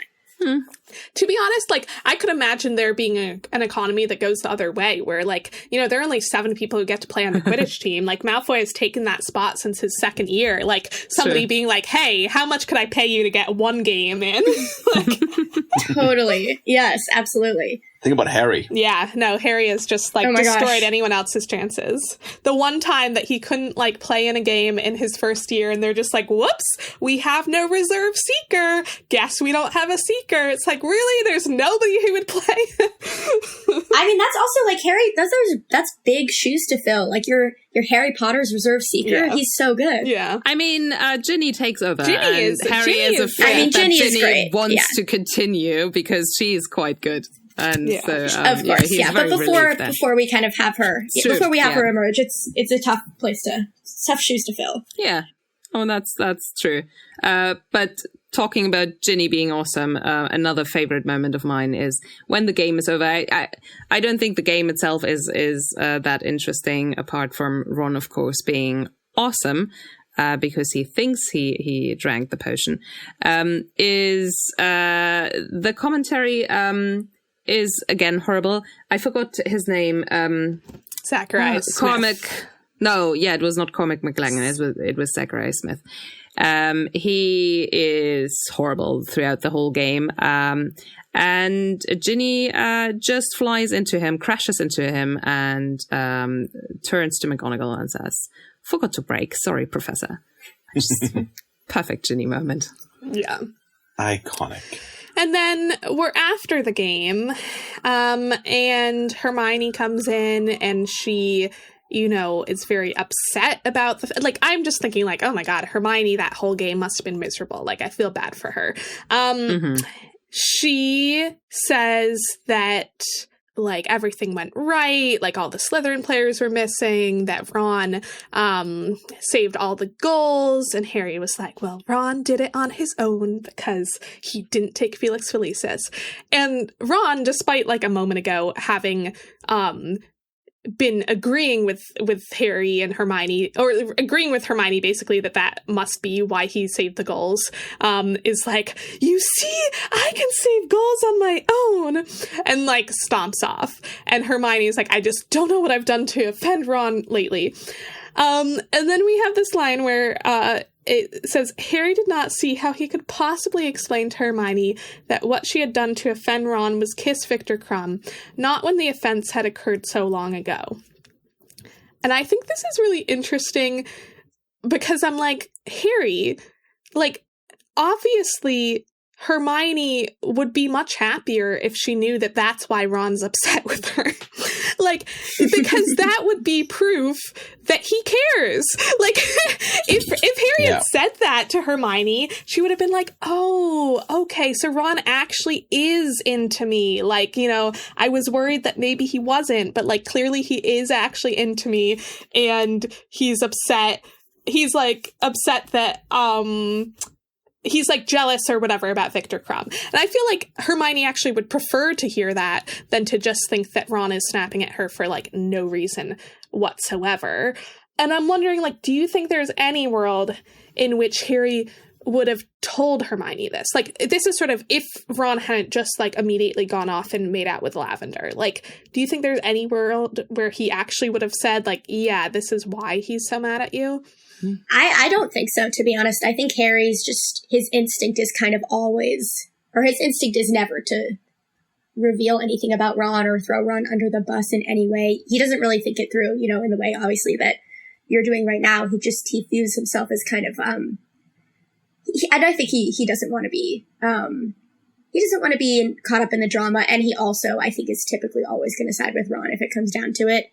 Yeah, I agree. I don't think he would do it because, like, he always tries to keep out of their drama. And I do think that, like, he would see that as going against his, like, bro code with Ron. Like, you know. Absolutely. Like, if Ron knew that he had told Hermione that Ron was upset because he was jealous about Viktor Krum, like, Ron would be pissed. And, like, yeah, I think that he sort of is like, yeah, I don't want to embarrass Ron by, like, letting Hermione know that he's still jealous about this guy she went on one date with, like, 2 years ago. Like, that's just too embarrassing to Ron. Like, I have to help him save face here.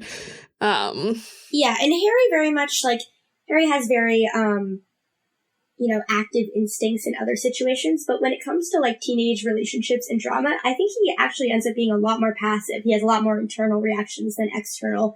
He doesn't want to, you know, stir things up more than they already are. Yeah. With, you know, as opposed to Ron, who loves to stir things up. Totally. I want to disagree a little bit. I'm not quite set on if he would or would not tell her, but I think Hermione and Harry have their moments where they kind of, it's just them and they talk, especially in this chapter when Harry goes after Hermione. He doesn't stay behind and celebrate with his team. He goes after Hermione. And yes, he has not been a very good friend throughout this whole chapter. And I also don't think he would explicitly say, hey, look, Ron is just jealous because blah, blah, blah. But maybe he would more like hint to it or be like, well, you see, Ron is insecure and you had your experience with Viktor, and like not explicitly spelling it out, but I can see him hinting at it if they have the chance to talk, if that would develop further, because in the end he wants Hermione to be happy. But yeah, I'm not set on either answer, I think. Yeah. I could see both happening. That's fair.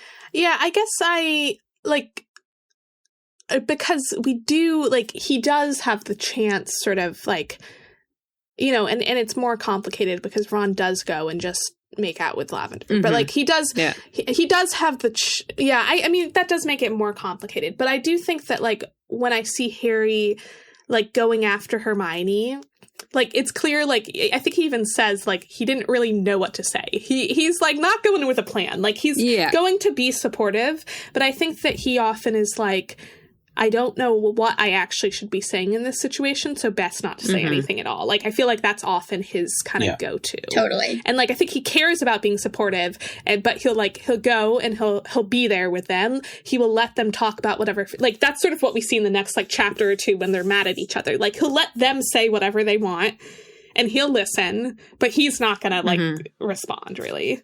Yeah, it's true. But... why? So I don't really understand Ron. Why does it still bother him so much to the point of not wanting to be with Hermione anymore? Where, like, he's obviously been crushing on Hermione for a long time, and they basically set their first date up right now. And yes, the whole, like, he's in a bad mood, but now he has won the game. Wouldn't it be the perfect time to go up to Hermione with all of his confidence and just be happy about it? Why does Krum, who, like, it happened a long time ago, why does this bother him now so much? Okay. To the point of ruining Hermione, like the chance with Hermione. Yeah. I have thoughts on this, and this connects back to the elusive article that I mentioned at the beginning. And the thing is, because I can't find it, like, okay, I also don't exactly remember what the title is, but I think it started with, like, he's a keeper, like, why Ron, like, plays Quidditch in order to win over Hermione. I don't remember the exact title, but anyway, I think that this all comes down to Quidditch, like, and the relationship between Quidditch and Viktor Krum. Because Viktor Krum is not just, like, any random guy. He is the biggest international Quidditch star. And he was a Triwizard champion. He's older. So, like, if it had been just a random person, I don't think it would have, like, stuck with Ron quite as much. Whereas I think that with Viktor Krum, like, you can see why he compares himself to Viktor Krum and feels very insecure.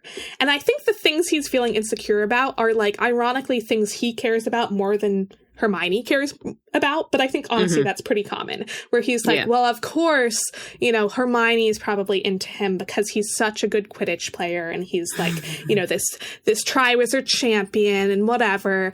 And, like, to be honest, I think at the end of the day, like, Hermione enjoys going on a date with him because, like, he's nice to her and, like, is just like, like, he went to the library with her. Like, he went to the library and he was, like, a gentleman and actually asked her on a date, and, like, they had a nice time and they had a good conversation. Like, I think that's really it. But in his head, he is like, this is what Krum has that he doesn't. So if we think about this chapter through that perspective, okay, actually, if we think about, like, Ron's whole Quidditch career through that perspective, like, I find it notable that, like, okay, the first time that he could possibly have joined the Quidditch team in his mind was in fourth year, because that's when Wood had left. But he couldn't because, you know, the Triwizard tournament happened and there is no Quidditch. But, like, in the lead up to fourth year, he doesn't know that. And we don't really see any indication that he is, like, thinking about becoming a keeper or, like, thinking about trying out for Quidditch. But in the lead up to his fifth year, we do see him, like, the first thing, like, as soon as he realizes he's a prefect, the first thing he asks for is a new broom. And then we see him, like, trying to practice Quidditch, trying to become a Quidditch player. And I do think that some of that could be that he has just had this experience the last year with, like, Viktor Krum stealing away Hermione, and he's such a good Quidditch player, and he's like, well, I can be a Quidditch player too. Like, I'm gonna prove to Hermione that I'm good at Quidditch too. And he plays Quidditch, and he's like, shoot, I don't actually enjoy a lot of parts. Like, this is very stressful, and I'm not exactly proving that I'm, like, amazing at this. And then in this chapter, you know, once again, he's struggling with Quidditch, and then he sees Ginny. Ginny says to him, like, Hermione kissed Viktor Krum. And this is brand new information to him. And to be honest, this is, like, the main thing he takes out of this conversation. And, like, Ginny is brutal in this conversation, but the only thing he says afterwards is, like, do you think it's true that Hermione kissed Viktor Krum? And Harry's kind of like, yeah, but I'm not going to say that. And then Ron is, like, super upset about this. And so I think that, like, for him, this sort of, like, he's just been reminded of, like, he's already playing badly at Quidditch. He's just been reminded that his, like, rival for Hermione, who's really good at Quidditch, like, he's just been reminded of Viktor Krum, who's really good at Quidditch, and he did kiss Hermione, and he's, like, feeling really bad about that. And then Hermione makes this comment at the end of this game that is, like, to be honest, very innocuous because he says the same exact thing, but that she's sort of like, well, it's because he took the Felix Felicis that he saved all the goals. And like something about that I think just needled in him, where he was like, you think I can't be a Quidditch player, but I can. And like, you know, I like Viktor Krum isn't any better than me. I can be a Quidditch player too. Like, you know, like I really do think it comes down to Quidditch at the end of the day. And that's why he like gets so mad at Hermione in that last moment where, yeah, he could have just been like, yay, I won. Like, look at me, Hermione, I'm great. But he just like can't get over the Viktor Krum of it all when it comes to Quidditch. Yeah. I think there's another aspect here, and that is that Viktor Krum got there first. Because he is the, hey, Hermione, you're a girl. Yeah. Mm-hmm. I mean, that was just dumb. That was admittedly just dumb, but like Viktor Krum he was the one that asked first. So he's kind of always been like too late almost. So he's got that insecurity as well. Right. And like, I think there's like, I think it's important, the fact that Viktor Krum and Hermione kissed, I think is important, like beyond the fact of them just kissing. It means that she has experience and he doesn't. And I think before that point, it was like, sure, they went on a date or whatever, like, you know, but it's this like in this like more physical realm, like she has experience, he doesn't. And so the playing field is not even. So like, he is already feeling insecure. He's already feeling like his competition in Viktor Krum had everything that he didn't have. And it's like, oh, and Hermione also has this thing that I don't have in terms of experience. And so it's like embarrassing. Like, this is embarrassing that like the first time I kiss her, she's going to know how to kiss and I don't know how to kiss. And like, that's going to be really humiliating. And like, can I even handle that? And I think that's like kind of why he's like thrilled to have the first time he kissed be with Lavender instead, because he doesn't care about Lavender. And so it's like, it's not embarrassing the fact that he doesn't know how to kiss Lavender or whatever, because he doesn't really care what she thinks of him. That was very illuminating. I think you understand Ron much better than I do. Because no, that was well said, Sophia. I liked that as well. Yeah. I mean, Harry has a similar situation. Not a similar situation, but like a similar setup with Cho and Cedric. Yeah. And of course, the situation is completely different and more complicated. And it also breaks apart. And Harry also thinks about, there was Cedric. But it's never about Cedric being first taking that away from his experience with Cho. It's more like, oh, her ex-boyfriend is dead, and I was there when he was killed. So, I mean, Harry does mention, being like Cedric got there first. He definitely has some insecurity about just that he waited. And I think actually we do see like when they go on their first date and whatever, or like, I don't remember the exact lines, but there are a few moments where he was sure that like Cedric would know how to deal with it. So like he knew, he was sure, or like he's in the like Madame Puttyfoots and he's like, okay, like she probably expects me to be like holding her hand and kissing her or whatever, like Roger Davies is doing. But like, I don't like, I think there is a sort of sense of she has an expectation because she's been in a relationship before and I don't know how to like give that to her. Absolutely. But what I'm saying is, of course, that's in his mind. And that's also what kind of ruins the experience of it. But he does not go and insult Cho and then kisses whoever Cho doesn't like. He still tries because he likes Cho. And he doesn't just ruin it from the get-go just out of principle. Yeah, I guess I would say, though, that I think there are two things. I think one thing is that he has a crush on Cho, but, like, the stakes are low, Of course, Like, it's sort of, he doesn't know her that well. The stakes are low of it going wrong. The emotional stakes are low in that he doesn't have, like, strong emotional feelings for him. For her, it's like, So I think that with Ron and Hermione, it's just the stakes are so much higher because they feel so much more strongly, and because anything that they do will affect their friendships. And so I think the stakes are higher.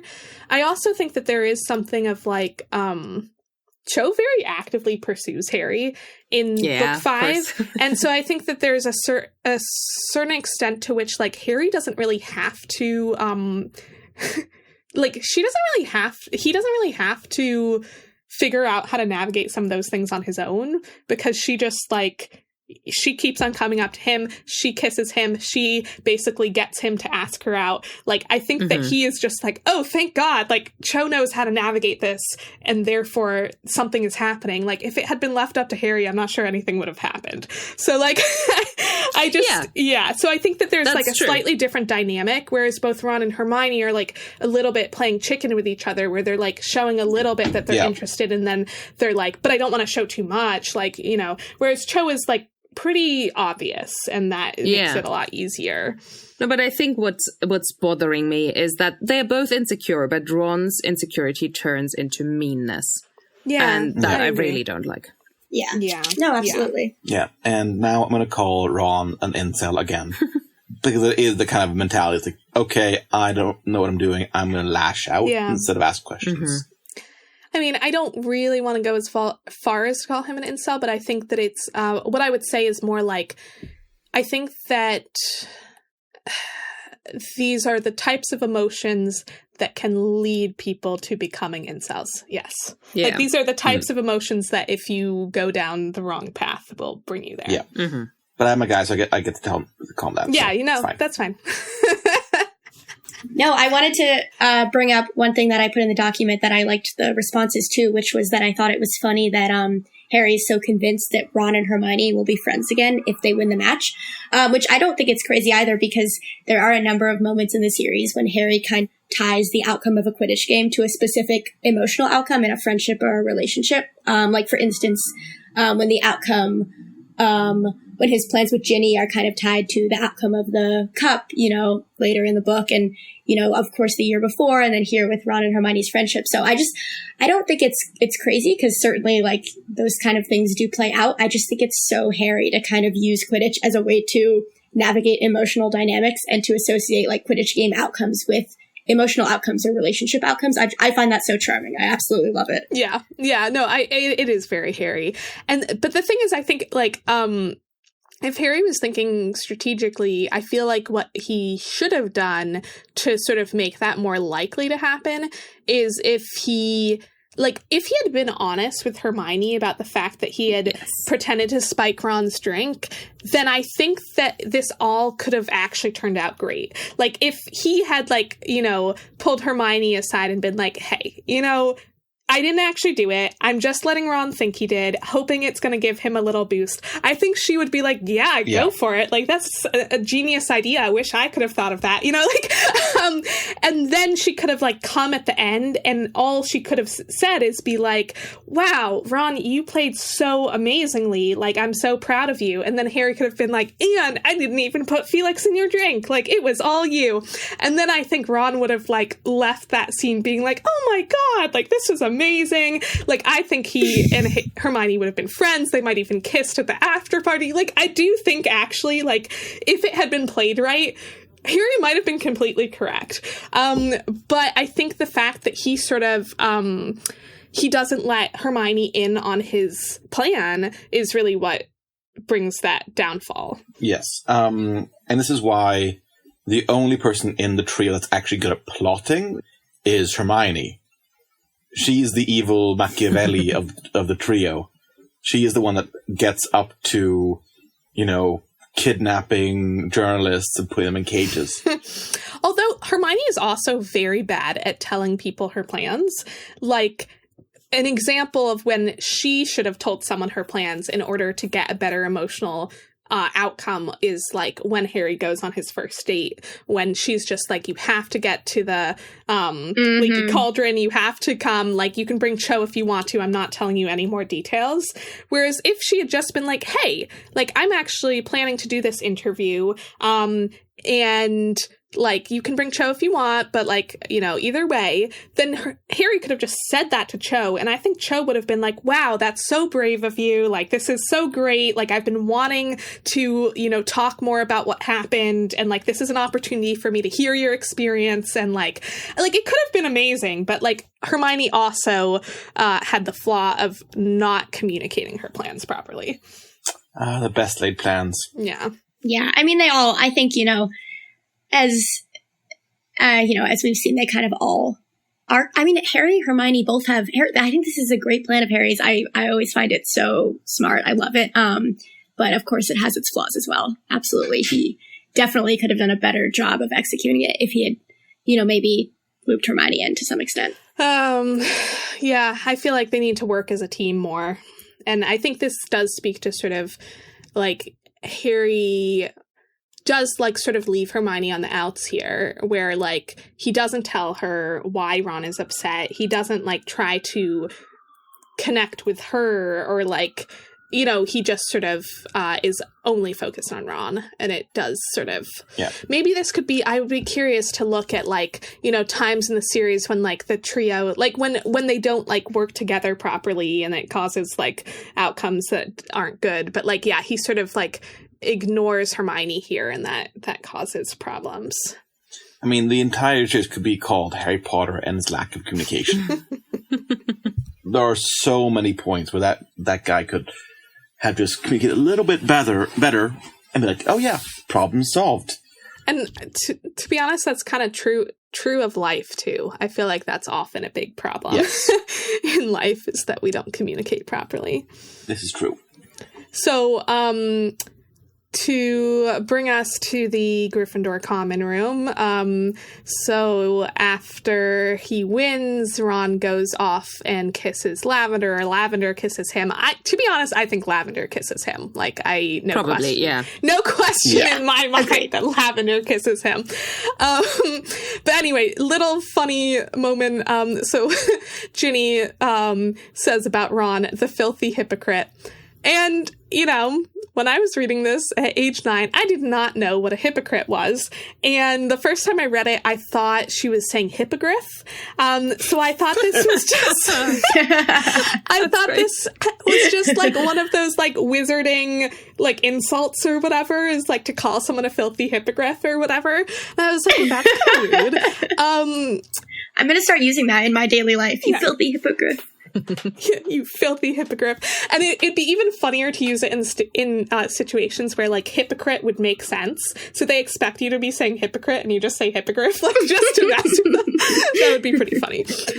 But yeah, then, like, the next few times I was reading it, I was like, hypocrite, like, that's not hippogriff. But that doesn't mean anything to me. Like, maybe this is another magical creature. I just, like, truly did not know what that meant. And then eventually when I learned, I was like, oh, this makes so much more sense now. Everything comes together.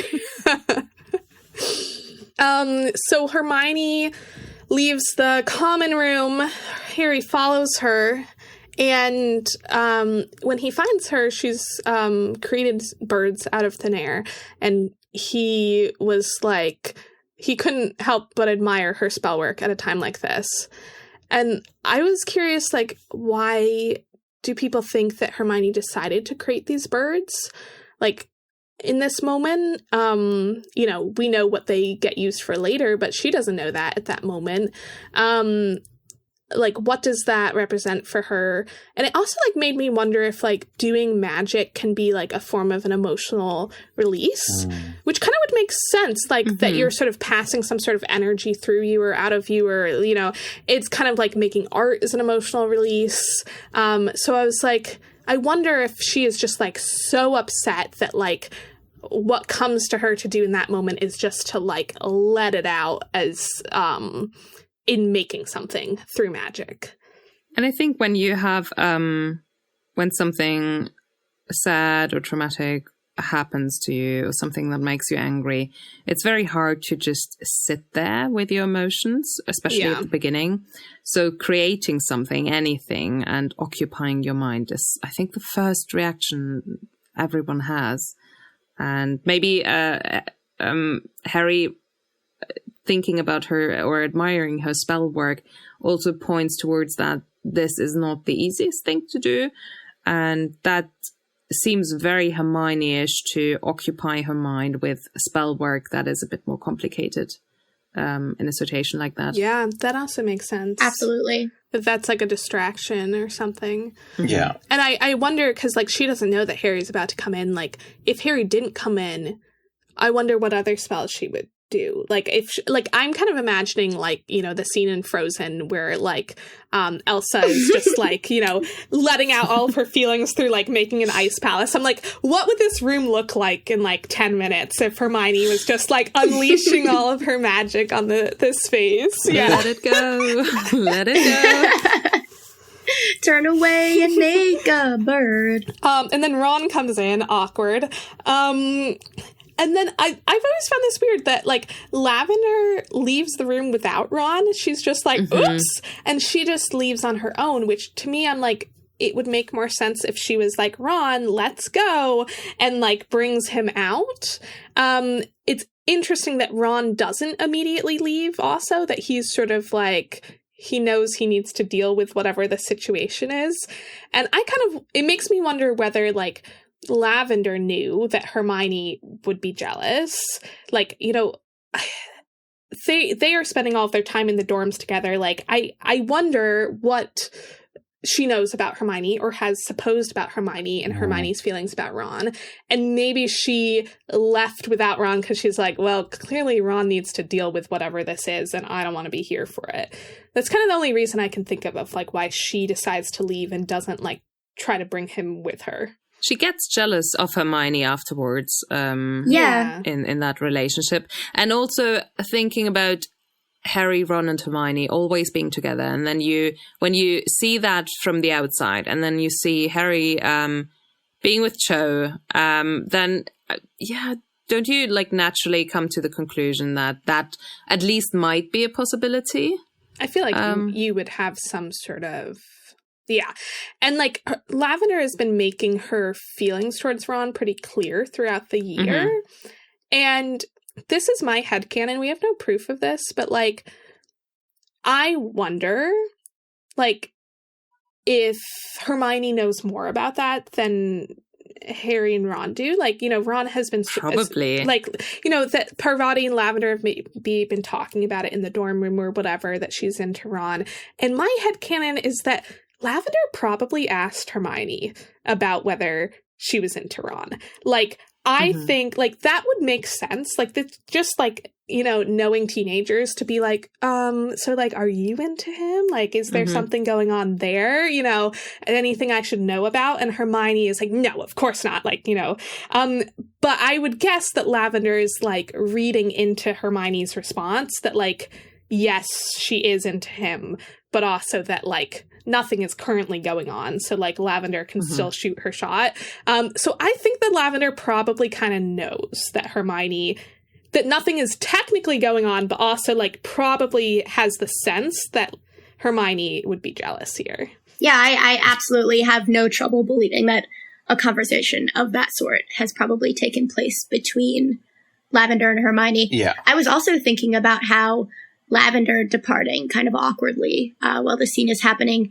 I mean, you know, this was not so many pages ago that Dean kind of awkwardly departed as Ginny and Ron and Harry start having their whole little face-off after they discover Dean and Ginny kissing. The significant others always, they kind of retreat in these situations.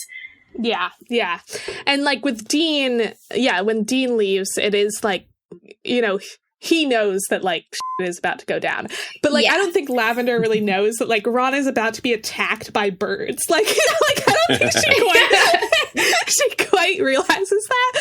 And, like, I do wonder, like, how Ron explains this afterwards, like, when he's covered in cuts. Like, I don't think he can say, well, like, yeah, Hermione sent birds after me because... she's jealous or whatever. Like, I don't know how he explains that. I've never thought about this. How does he explain this to Lavender? Like, oops, I was gone for a few minutes and now... Me either. I don't think he does. Yeah. he might be able to just be like, oh yeah, no, we're just like doing some spell work and there was just an accident or whatever. And she's like, okay. And then just starts kissing him. Like, I don't know. No, I mean, that's a great question. She probably doesn't read into it that much, but I've never asked myself that before. I love that. Yeah, good question. I think he would have to explain it a little bit because it's obvious here something has gone wrong, and why would he be practicing spell work with Hermione and Harry when he's actually with Lavender right now? And like that's also just a bit weird. So I can imagine him just being like, oh, she's just upset, blah, and like, she's being mental, and then Lavender would kind of also dismiss that and just start kissing Ron again. But I think there would have been something at least, just a word or two. Yeah, I mean, probably other people in the common room have noticed that Ron has been like in a terrible mood and being really rude to Hermione for the last week or so. So he could like say like, oh, she's just angry at me about something unrelated. Like we're just in a fight and she lashed out at me. Yeah. Yeah. Oh, it's I think something like that. And after this chapter, we're kind of at the end of the chapter now, or we are at the end of the chapter. And, Pugna, I would have done the same. I understand Hermione. Same. But also I said that before. I wanted to talk a little bit about Ron's emotion, and like after complaining so much about Ron, defending him a little bit, and it's not really a theory of him having general anxiety disorder. It's just me reading into something a lot. And Sophia, you have to stop me if I say something that is terribly stupid, because full disclosure, I have no idea. I just read a lot and thought it was funny to look at that, because I think, we see a lot of mental problems and emotional instability in many characters of the book. So I think that's always kind of a fun exercise. Yeah. And like, I'm not a therapist or anything. So like, I'm not like, an expert or anything like that. So no worries. You probably know more than me there. But so looking at the symptoms of general anxiety disorder, there are many symptoms, but worrying excessively about everyday things is, I think, something that Ron is doing. Having trouble controlling their worries or feelings of nervousness, and especially feeling irritable or on edge frequently. I think that is basically the whole chapter. Having a hard time concentrating, maybe too, but mostly like the irritableness. That is that points towards that, I think. And then I read that typical concerns of children and teens within their anxiety is school, extracurricular activities, so Quidditch, friendships, Hermione, and his future. I think that also fits. And in general, just like struggling with uncertainty, the fear of making mistakes, or the worry of disappointing others. I think that's all happening there. Yes, very much so, yeah. And then on the causes, I think there are many, if I understood correct, like many causes, and it's not quite clear what causes general anxiety disorder, but there has been research on that experiencing traumatic events or being in a stressful environment may put a person at higher risk for developing it. And stressful environment, like just the way he grew up with so many siblings, and then also siblings who are loud and extroverted, and also are not always the nicest siblings to him. I think that is an environment where if you're already prone to anxiety, that can develop easily. And then reaching a little bit, I was just thinking about traumatic events of Molly's siblings dying. If you think at like how through epigenetics trauma can be passed down generations. So maybe, I don't know, grasping at straws here a little bit. But I think that the stressful environment, like the environment of looking up to his siblings and the siblings sometimes looking down at him, is truly something he struggles with a lot. And then I thought it was very funny to look at Felix Felicis as treatment of anxiety and Harry treating Ron with Felix Felicis, because the chapter is called Felix Felicis. I don't think we have talked a lot about the potion, which is fine because the last episode was all about the potion itself. But again, not an expert, but the treatment for general anxiety disorder can be cognitive behavioral therapy, and then something called acceptance and commitment therapy, which I didn't know was a thing, but also medication. And I understood it that way, that anxiety medication blocks serotonin from being too quickly absorbed in the brain, because if serotonin the serotonin signaling is too low or like not well regulated, the brain can become more reactive to perceived threats and you can get more anxious. And then the great thing about the meds is that you can kind of train your neural circuits involved in fear and stress and all of that to regulate, to become less reactive if you take the meds for a while, and you kind of become less hyper and get out of the constant fight or flight mode, which then made me think, is liquid luck a good anxiety medication? Would you, because it changes the way you think about yourself, even just for a little while. And if you take liquid luck, just a little bit of liquid luck every day, would that then train your brain into having less anxiety? And if that is the case, what Harry does to Ron is basically like the placebo effect of liquid luck, as a real anxiety, like the way a real anxiety medication could have had that effect. I mean, to an extent, yeah, because like he thinks that the world's out to get him, kind of, and like the moment he thinks that he has taken Felix Felicis, he's like, oh yeah, the world is not out to get me, I'm fine. It's a interesting thought. I like it a lot. I know that we know from Slughorn that taking Felix Felicis in excess, and I think probably that means a large amount or too frequently, can be dangerous and cause, recklessness and overconfidence. So I don't know that it would necessarily be effective in a long-term way as like a treatment. But maybe like a placebo as a treatment, like trick Ron into thinking that he takes it every single day. And maybe that would just be the way that he starts to live his life. Yeah, I would say, like, I actually think like Felix Felicis would not be a great... Well, okay, it depends what your goal is. Like, as an anxiety medication, like, if you were literally always on Felix Felicis, then you would not be anxious. So that, like, would solve the problem of anxiety, but it would not train your brain, I don't think, to become less anxious.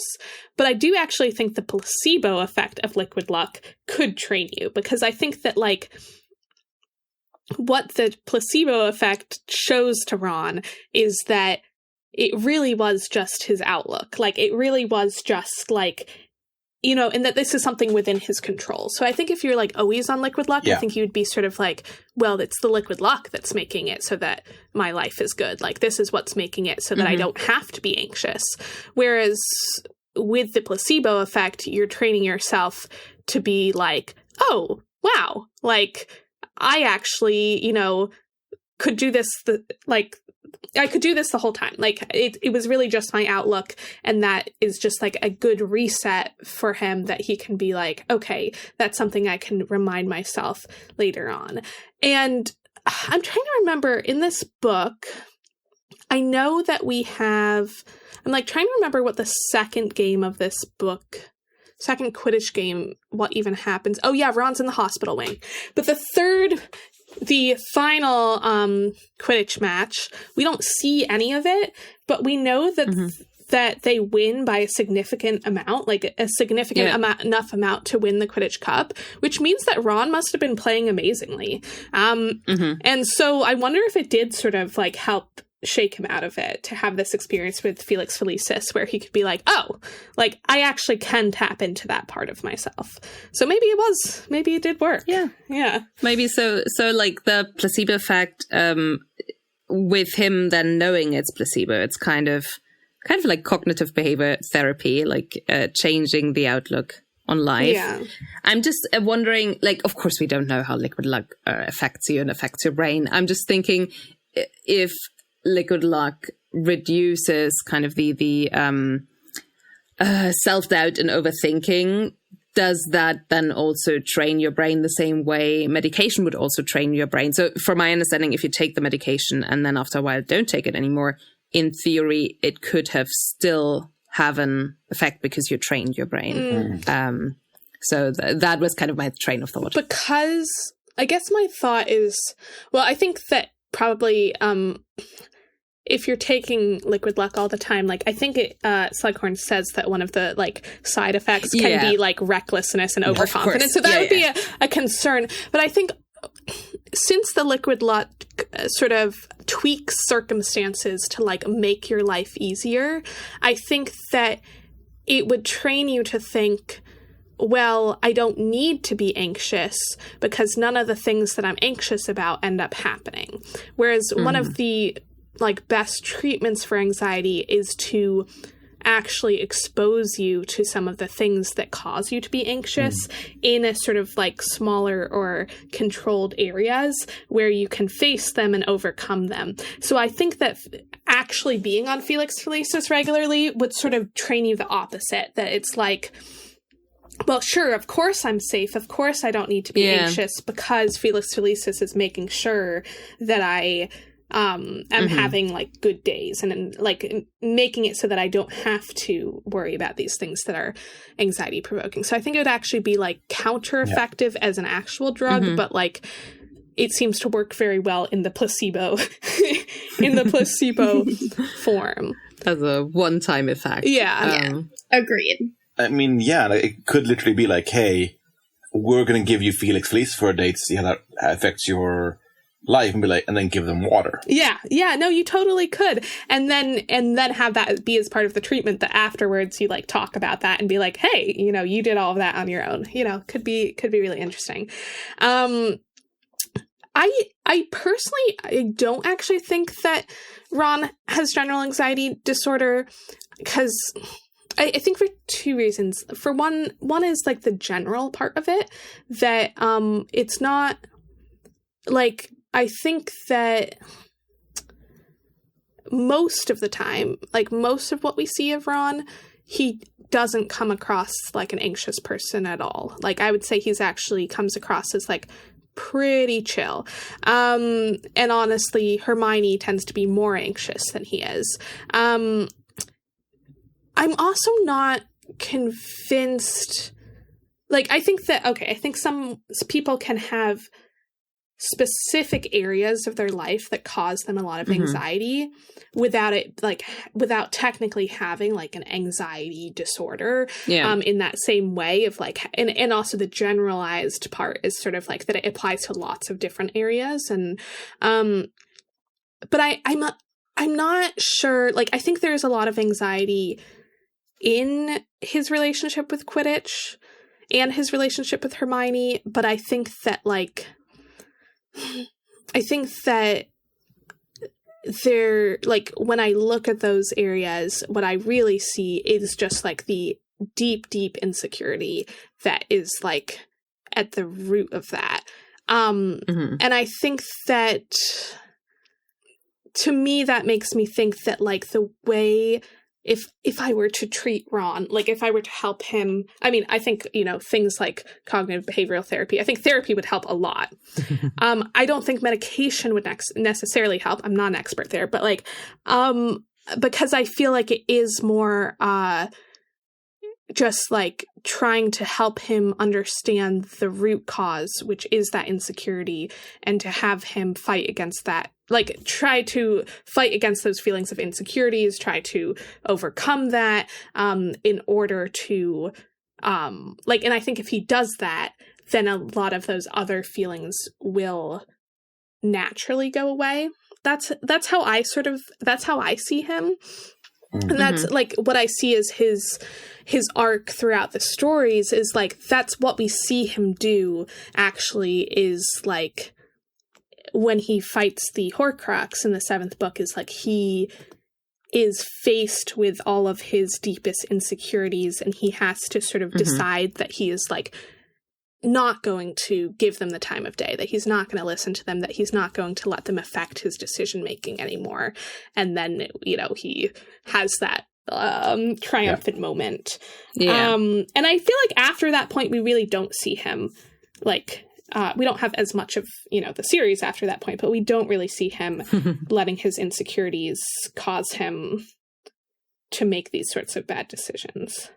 Yeah, it's true. And for the record, I also don't believe that he actually has general anxiety disorder. I think he has extreme anxiety in this area of life, and those insecurities. And I think he maybe there is a risk of him developing that, because usually also what I read is that most people develop it a little later in life and not in a like child and adult stage. But I think he overcomes that risk, especially like in that moment is kind of the turning point that you just mentioned with the Horcrux. But yeah, I think it was just fun for me to look at that and think about Felix Felicis and how that had an effect on his anxiety. And his insecurities. Yeah. At that point. I think he might have one specific kind of anxiety, and that is performance anxiety. Yeah. Yeah. I always find it interesting too, the different strategies that Harry uses to try and make Ron feel better in these situations. Like he tries encouragement frequently, and that never really seems to work. Ron is just like, oh no, I'm pathetic. He tries getting upset. He tries getting angry with Ron. And Ron just kind of responds with this defeated attitude. Like he tries all kinds of different sort of, responses to this, like, you know, if we're calling it like performance anxiety that Ron has, and nothing is really effective up until, of course, the placebo Felix. And I don't know. I mean, I can imagine being Harry in that situation and being like incredibly frustrated that there seems to be like nothing I can do to help my friend and teammate overcome this like intense anxiety or, you know, stress that he's having about this. And also, of course, Harry cares so much about the outcome of the game. He cares about Ron's well-being, but he also really wants to win. And so I have respect for Harry's patience there. He tries all kinds of different strategies. You know, he doesn't, he tries getting upset, but it's kind of a strategic upset. He's not really truly upset with Ron. But yeah, no, I agree that I think it's more of a specific performance anxiety, and rather than a kind of generalized anxiety. Although I did like the kind of the walkthrough of that. It was interesting. Yeah. And I think that like, one of the ways that, like, I think that when you're sort of in a state of extreme anxiety, the stakes feel like artificially high. Like, I think that's often true of like, you know, someone being in that like extreme state of anxiety is like, you're anxious about something that like, I think in this case, like, I completely understand why Ron is anxious here. But also, like, the stakes aren't, like, life or death, but it feels life or death. I think that's, like, an interesting thing here where it's, like, and I think especially, like, you know, you were talking about some of the things that, like, at certain ages that, like, can cause a lot of anxiety is that, like, also when you're a teenager, you often don't have, like, the life perspective as much to be like, okay, I know I've been through this sort of thing before. I've overcome it. Even if it went wrong, like, you know, I got over it. Like, I think that there can be a lot of these types of anxieties can be resolved with just experience, like life experience that shows you that you are capable of getting over even difficult situations, but that for Ron, it's like, it's feeling like, you know, the biggest deal in this moment. Yeah. Well, concluding, I think everyone needs therapy, and mental health is neglected in the wizarding world. Yeah. I agree. I also think that this like this chapter gives us a nice picture like what Ron could be if he was in a good mental place and didn't have the performance anxiety. Like, yeah, he could be a really good Quidditch player all the time. He could be a really good student. He could be this person, but unfortunately has this anxiety, and that kind of is a poison pill for him. Yeah. And like, I think even the fact that the fact that he feels like he needs to prove something to other people, I think is a big part of what causes this. Is like, if he was just playing Quidditch for the fun of it, I feel like he would play so much better. Mm-hmm. But he's not really playing Quidditch for the fun of it. He's playing Quidditch to prove things to his family, to his brothers, to everyone who is seeing him as Harry's sidekick, to Hermione, who he thinks is going to love him if he's a great Quidditch player. You know, he is, and this goes along with the sort of like artificially high stakes, is that he is like, you know, he feels like he has to use this to prove something instead of just doing it because he loves it. Yeah. He is making it high stakes. Yeah. And I would really love, you know, thinking about Ron as like overcoming those insecurities in book 7. Like, I like to think of the rest of Ron's life being like him doing things he genuinely enjoys, and like, does it really matter if he's good at it or not? Like, who cares? Like, he's doing things for himself and not to like prove things to other people. Wonderful. This chapter was sponsored by the Society for the Protection of Filthy Hypocrites. Well, Ella, thank you so much for visiting the Three Broomsticks today. Yeah, thank you for having me. Is there anything you would like to plug, anywhere people can find you? Yeah, I'm not hugely on social media, but my Instagram is Ella Hyped, ELLAHEIPT. And my Discord is Runil Waslib with 3 B's at the end. One of my goals for 2026 is to be more active on Discord, so I'm working on it. That's a great name. And we will, of course, link to those in the show notes. Yes. Awesome. And Runil Waslib is a very, very great name, I think. Well, gotta honor one of the best scenes in the series. Well, if you enjoyed your time at the pub today, please rate and review us online or tell your friends about our show. And huge thanks again to KB Enzid, who bought us this round of drinks at the Three Broomsticks. If you'd like to buy us the next round, head over to patreon.com/3broomsticks with the numeral 3 to sign up and listen to Irv and me talking about a different experience with fandom, or Ev and Taavi discussing Hagrid's questionable taste in pets and maybe also magical hypocrites. Yes, magical hypocrites, the worst kind. And if you want to find us online and discuss magical hypocrites, we are on various social media channels, which are linked on our website and in the show notes. So if you want to spam us about different societies of magical organizations, such as Magical Hypocrites, or Magical Narcissists, please do let us know. We would love to hear from you, and you can always reach us on 3broomstickspod.com with the 3 spelled out, to submit a topic, or just let us know your thoughts, like the great Louise Freeman Davis, who commented on episode 86. So please share your thoughts, questions, comments, queries, and or concerns, and especially conspiracy theories. We do love those. And next time we meet at the Three Broomsticks, we'll still be discussing potions. We have been talking about potions for a long, long time now. We talked about all the potions that had a chapter named after them. And this time, we will be specifically talking about all the potions without a chapter named after them. Well, it was great fun talking to all of you today. I'm Karoline. I'm Sophia. I'm Taavi. Thank you for listening. See you next time on Three Broomsticks. Cheers! Give me big old buckets of butterbeer. Give me big old barrels of butterbeer. Give me the drink I love so dear. And another round for my friend right here of the sweet old butterbeer. This episode of The Three Broomsticks was edited by Patrick Musilek. The theme song was written and performed by the Faithful Sidekicks. Make sure to check them out at thefaithfulsidekicks.com. Sorry, Karoline, you can yeah, sorry.